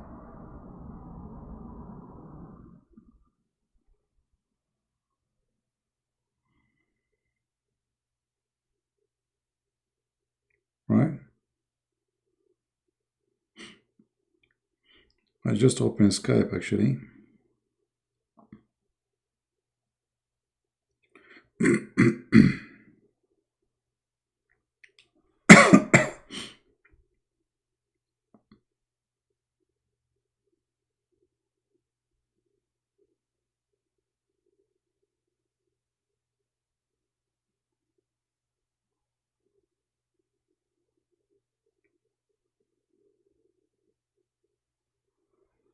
Are you there, Omar? Alright, guys. Well, we are not going to put pressure in our friend Omar here. He sounds a gentleman, nice guy. You are more than welcome anytime, my friend. You can call me, you can text me. I will be happy to help you. But I can tell you are coming from a good family and your parents did a really good job. You are a gentleman, you did not use a bad language. And I'm happy to have you. Alright? We pray for you.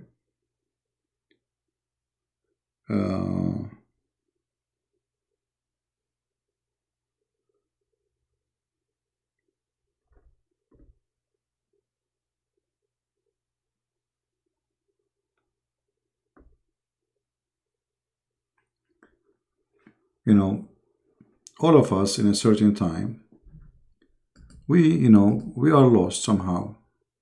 We are looking for truth.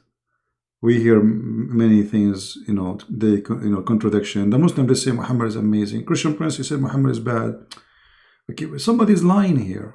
But you see, my friend, we are showing you this is what the Quran is saying, and this is what your scholars are saying. This is not Christian Prince saying your prophet said that. I'm just sharing what your prophet said according to your scholars and according to the Quran.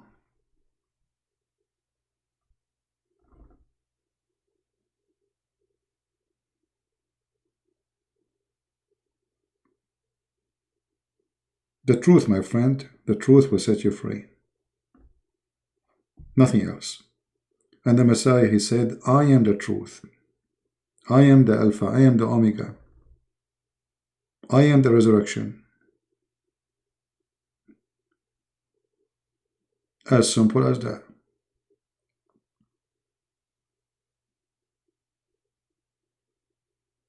And because really we care for you as a Christians, we will be happy, to invite you to accept the Messiah as your Savior. Muhammad, he cannot be a prophet. What kind of God he promised me women with no panties in heaven? This is not God, this is a pimp. You do not need to be genius, Omar, to notice that this is Shaitan. Satan is the one who would try to tempt me by women there and women here. It's not God.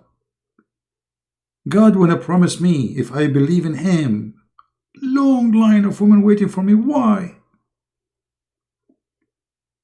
Where is the decency?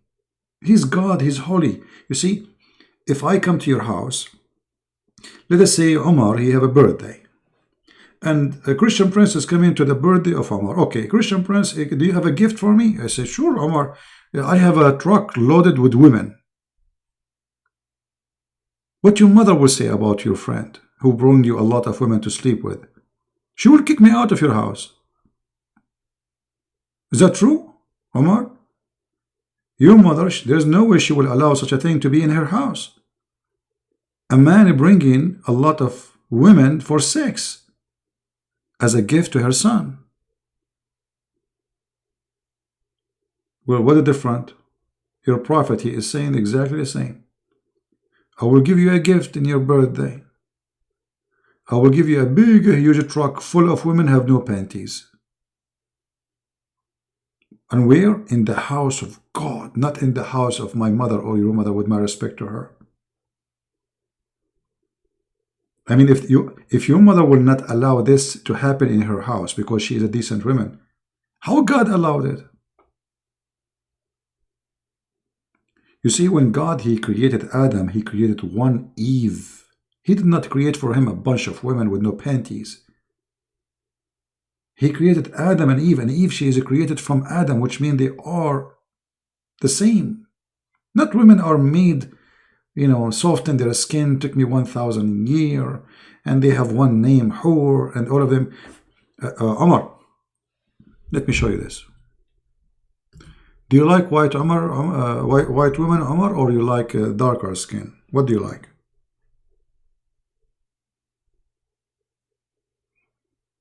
Do you hear me, Omar? What kind of women you like, my friend? Do you like women who they are very white? Or you like darker skin? Look what your prophet, he promised you. This is Sahih Bukhari. That women in heaven, which Allah will provide to you, you can see through their bones. Have you ever heard of a stupid promise like this? Women in heaven. What do you mean, what women? Don't you know that your prophet, he promised you women in heaven? Look what he said. That those women, the Huris, the Hur, they are so beautiful to the point you can see through the marrow of their bones. I mean, if Muhammad is not mentally ill, he is sick. Because let me show you how women, according to Muhammad, look like. Give me a second.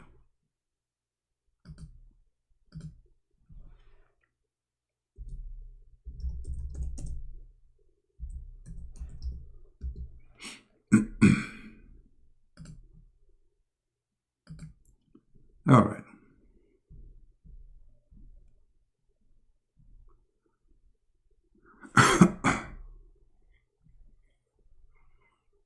Let me show you what your prophet is promising you, my friend.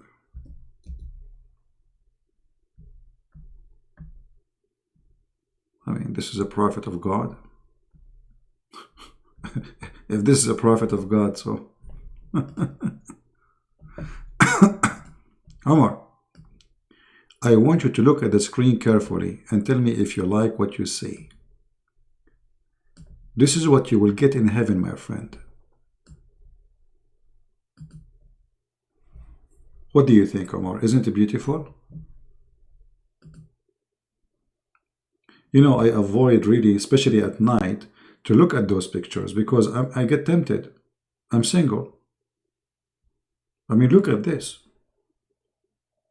I mean, how we can resist this? A prophet of God promising me in Sahih al-Bukhari, which is very authentic, that women in heaven, they will be like this. And supposedly this is the best of the gift of God.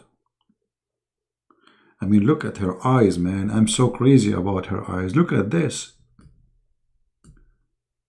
I wish I can hold her skull right now. Look at this pretty, beautiful.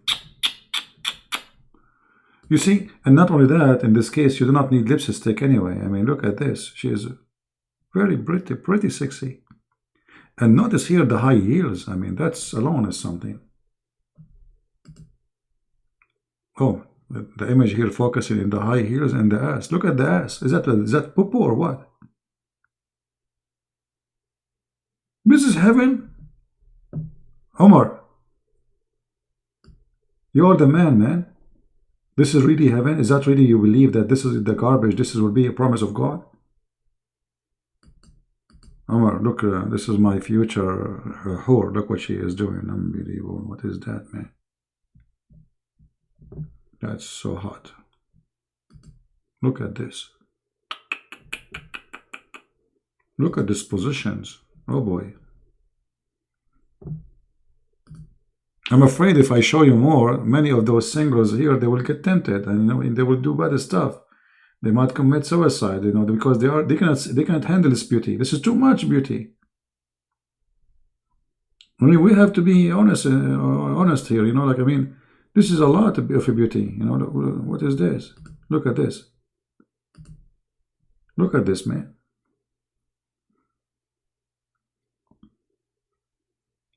This is heaven. It cannot be like this. I think there is a hiding message in the hadith. That's a good one, Omar. Actually, I see a hiding message here. Let me see. Hold on. You see, look at this. Guys, Omar, he is right. There is a hiding message here in the hadith. Do you see the hiding message?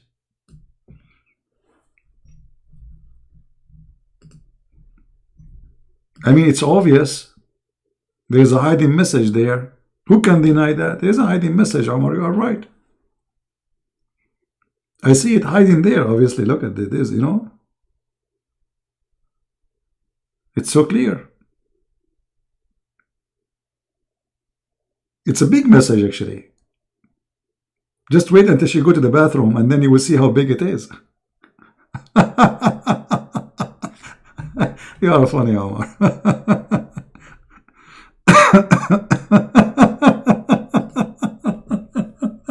I apologize. We are going out of control with this madness. What hiding message, Omar? Come on. You are smarter than this. What do you think the hiding message in this position here, Omar? Is that something about a nuclear weapon or proton and neutron? What do you... Oh, look at this one. Oh boy. Mean. I mean, this guy who is taking X-ray pictures for those women, he have...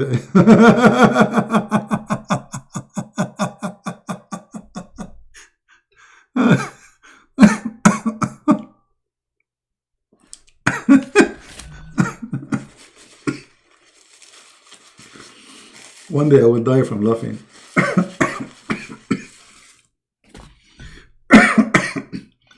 I will stop breathing.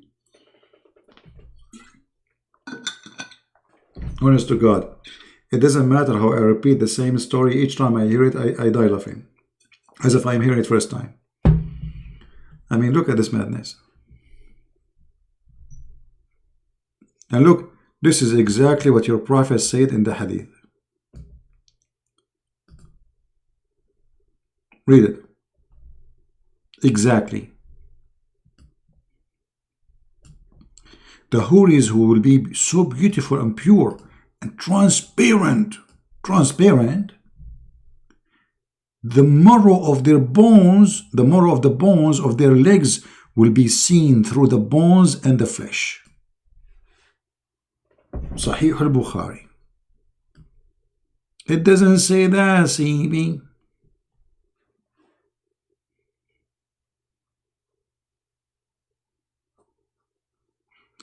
I mean, this promise alone is enough to prove that Muhammad is a fraud. Those Arab, they are obsessed with white women. They like white women. So he, in order to seduce them and tempt them to die for him, he exaggerates with the stupidity of his promise. So it became women who they are transparent. Hey, wife, I didn't see you. Are you here? Yes, honey, I'm transparent. Huh? Are you transparent more than jellyfish? Yes, I am. Are you going to have a woman or jellyfish? Transparent?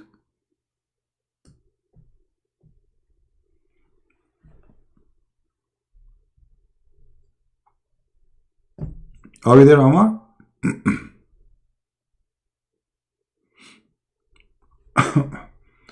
No, I believe Omar is going to leave Islam sooner or later.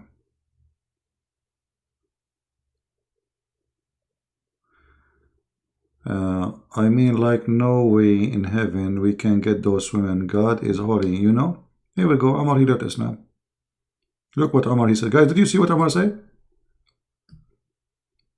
Omar, he just agreed that there is no way in heaven such a thing will be. God is holy. I agree with you. Omar, he just decided to leave Islam because you just agreed that there is no way. No way. Omar saying to you guys, there's no way. It's impossible. You see the word no way? No way in heaven we can get those women. God is holy, you know?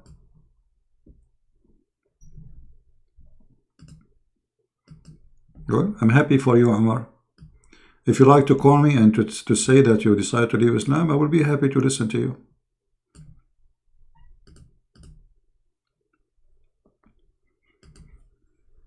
You just decided to go. There's no way you are right. I mean, this promise is not even fit for an idiot. Even an idiot would laugh at it. And there's no way for a smart person like Omar, he will believe in such a garbage. So what do you think, Omar? You like to call me?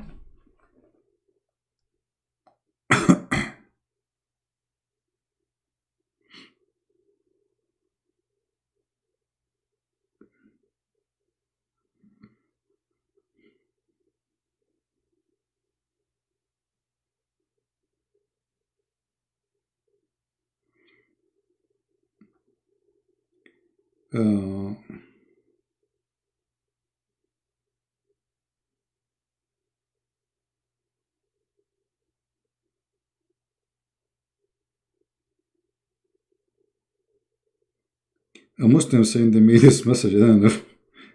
Can you admit on air that miracle of Muhammad was he was the only prophet that he was ever older than his own father-in-law?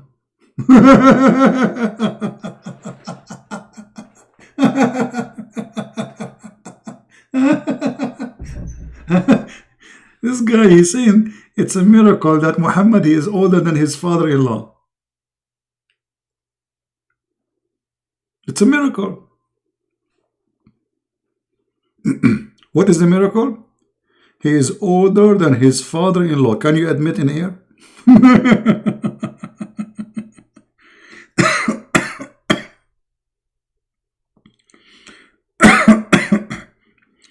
Yeah, let's see. We have a caller. Let's see if he's a Muslim.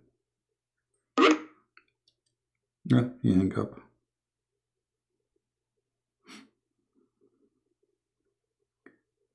Yeah, let us call him back.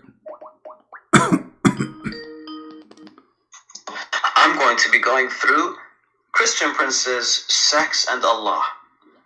Yes, this guy actually takes pride in his works. And as you can see this image, he's received a lot of great... Our friend, we made a video already about it, and everybody is going to go and watch. Go watch and die laughing.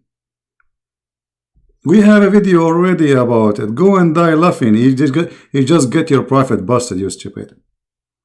Let me find you the video. Hold on. As long as you are happy about the video, look what happened. Guess what? You Muslim will regret having a guy like this. Let me pause the link. Here we go. This is a video. It's called Amazing Review.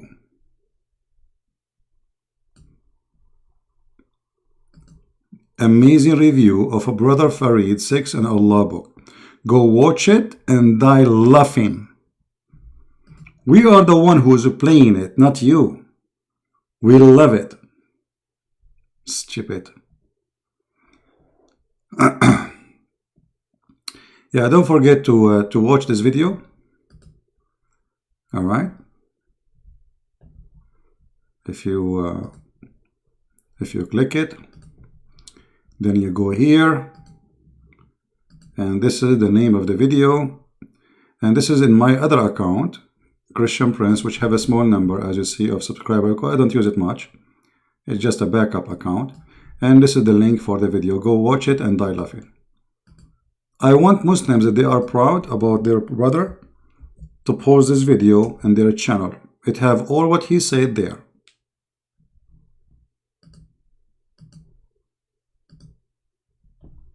Here we go. Potato, potato, potato, potato, potato, potato. Stupidity is amazing. We go back to our topic. So what do you think, Omar?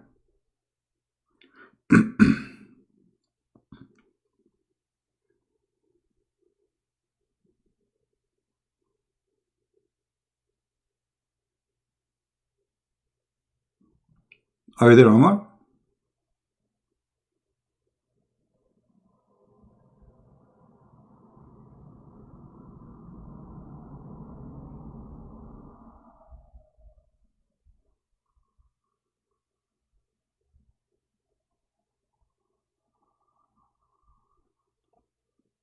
Omar? I'm waiting for you, man. You are the man. What do you think? Are you going to leave Islam? Already you did, actually, you know. But I like to hear it from you. So what do you say? I need time to do my research. Okay. Well, Omar, you know, Omar, he's a smart man. I agree with him that always you should research and, you know, don't take what people say to you for granted. Look what Omar, he said. Very good answer. I need time to do my research. It's difficult to find out, but I thank you for showing me those to me. Well, you are more than welcome, Omar. I'm really happy to help you. And don't forget to subscribe, and you can come again. And remember, the Muslim, they will say to you, is lying to you, blah, blah, blah, blah, blah, blah. But remember, anything I say, I show it in the screen, and this is your Islamic text, your Islamic translator, your Islamic explanation. I have nothing to do with it. Ibn Abbas is not my cousin. He is the cousin of your prophet. Same as Al-Jalalain. He is your scholar. They will try to get away, go around it. Christian Prince, he lied to you. But as you see, we are showing everything. Right?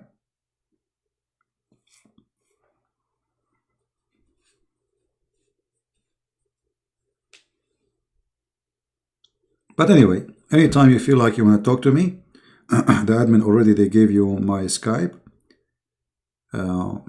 This website never worked. Look at this website. I mean, this is the most stupid website ever. Never worked, this website.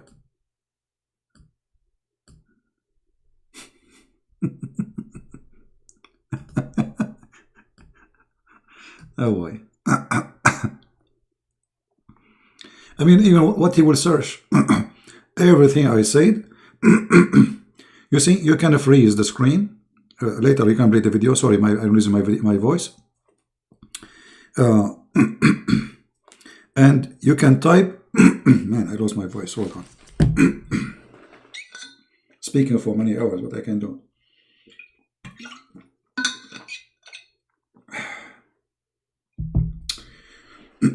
You see, like now, Omar, let us say you want to search for this hadith. You don't even know the number. You can say, okay, I'm going to this website, sunnah.com, and I'm going to type there exactly those words. Kissing you, I would not have kissed you. As if you are copying and paste, and then type the exact word in the search engine. You will find the hadith. As simple as that. So, anything I showed you in the video, freeze the video for a second, type exact same words in Google search engine, you will find them. And then, you know, you have it. Additional to that, the admins were posting the links in the chat so people can have it. You know, let us see this guy. Hello? Hello?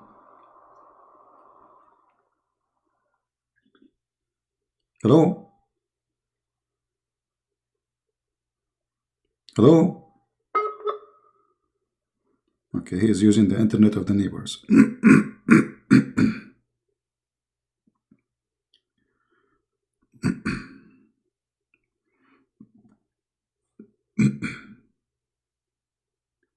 Yeah, but I'm going to go soon because I'm losing my voice and my eyes hurt from a long time. So anyway, guys, I want to say thank you to Omar for being here. Already I can tell he left Islam, so at least today we have one person who is out of Islam already. And today we are blessed with many things and we learned a lot of things. And please don't forget to download the videos, share them with your friends, and don't forget to download this video too, which Muslims are reviewing one of my books. Oh, I lost the link. I posted the link already. You can check it out. So here we go. Phil is posting the link for the hadith. You know, we are really blessed. And today is a lot easier to expose Islam. You see, when I started exposing Islam a long time ago, all those websites are not exist. Not a single hadith was in Arab, in English. So in order to do the job, actually, I mean, I cannot imagine how I do. I used to hold the camera in my hand, camcorder, and I bought one, cost me a lot of money because at that time they were very expensive. And you know, the old days, the computer, how they used to be, I mean, the screen, you know, I don't know if you remember. So I hold the camera in my hand. I don't even have like a stand. And then I read and I'm recording with the camera. And then after that, I need to download the video from the camcorder to the computer. And the computers are very slow. You can't imagine. And then after that, you have to do editing and convert the file. And after that, it's going to take many hours to load the videos in YouTube. This is how it was hard to make a video, even 10 minutes for me. Actually, the Iranian TV, they made a program about the most active channel, like the Islamophobia, anti-Islam. And the Iranian government, they choose my video from all the internet as an example. So with this little tiny equipment, I was able to reach all the way to the government of Iran. And every month I receive a ban of video from the government of Pakistan. Pakistan is very active. They send YouTube, we ban this video, we ban this video. It's a threat for security. I mean, imagine a country have nukes are afraid from a Christian prince. They are watching Christian prince. Their people are dying in the street from hunger. People have no houses, there is no electricity, there is no health, and they are worried about my video. This is the concern of Pakistan. They think they can fight us, but when they fight us, they approve us to be right. So I want to say thank you guys for being here. Don't forget to download the videos. As you know, I don't keep videos in my channel for long. I keep them there for a little time until you guys download them. If you have an Instagram, don't forget to subscribe. If you have Minds, this is my Minds account. And this is a Patreon for those who care. And this is additional account in YouTube, which we speak about different topics. It's called the Quality of Life M27. So subscribe there too, because there we don't speak about Islam. We speak about things about us, you know, as a family, as a Christians, about healthy stuff to do, healthy, you know, let us say mentality, how to make choices. So this is different account which have nothing to do with any of the cult of Islam. It's like, let us say, it's like a coffee for us as a Christian, and for sure non-Christians are welcome to talk about things out of this garbage. It's like a break from the cult of Islam. All right. So thank you all for being here. Until I see you tomorrow, I hope, if I can. If I cannot, the day after. For sure, you know, you will see my post if I'm going live on air. But mostly I will be live on air. I mean, why not? Unless my internet is not good. My internet speed is not bad, by the way. It's really good. But usually the download speed is so fast. Extremely fast. But the upload speed, sometimes it goes down to 0. And when you do, and this is why most of people don't notice it, you know. When I told the people here, like, you know, I told them, this internet here is really bad. They said, we know, we watch, nothing happen. Yeah, because the speed is very good for download, which people usually do. You know, you watch videos, movies, you need download. Upload is someone doing broadcast like me or posting videos. That is upload. So sometimes the upload speed go down to 0, and I have to wait for like sometime in 2 hours, 3 hours, as what happened today. But anyway, as long at the end of the day we can do it, God is good. So I want to say thank you. May the Lord bless you all. And until we see you again, Christ is Lord. And Muhammad get busted every day. By the help of the Muslims, and by the help of Muhammad, and by the help of the Muslim websites and their translations, and for sure by the help of and the guidance of our Lord the Messiah. Glory to his name. His name is powerful. He is a miracle. No one like him, and nothing like him. He is the Alpha, he is the Omega. He is the beginning, he is the end. He is the Messiah. His name is amazing, yet his action is more amazing. His name is beautiful, but his teaching is even more beautiful. He is God, yet he is so humble to wash our feet. He is a master, but yet he is a servant. He is powerful, but yet he is so merciful. Would be against me. This is a Christian Prince while with you, and I will see you again. Christ is Lord. I mean to that. Take care.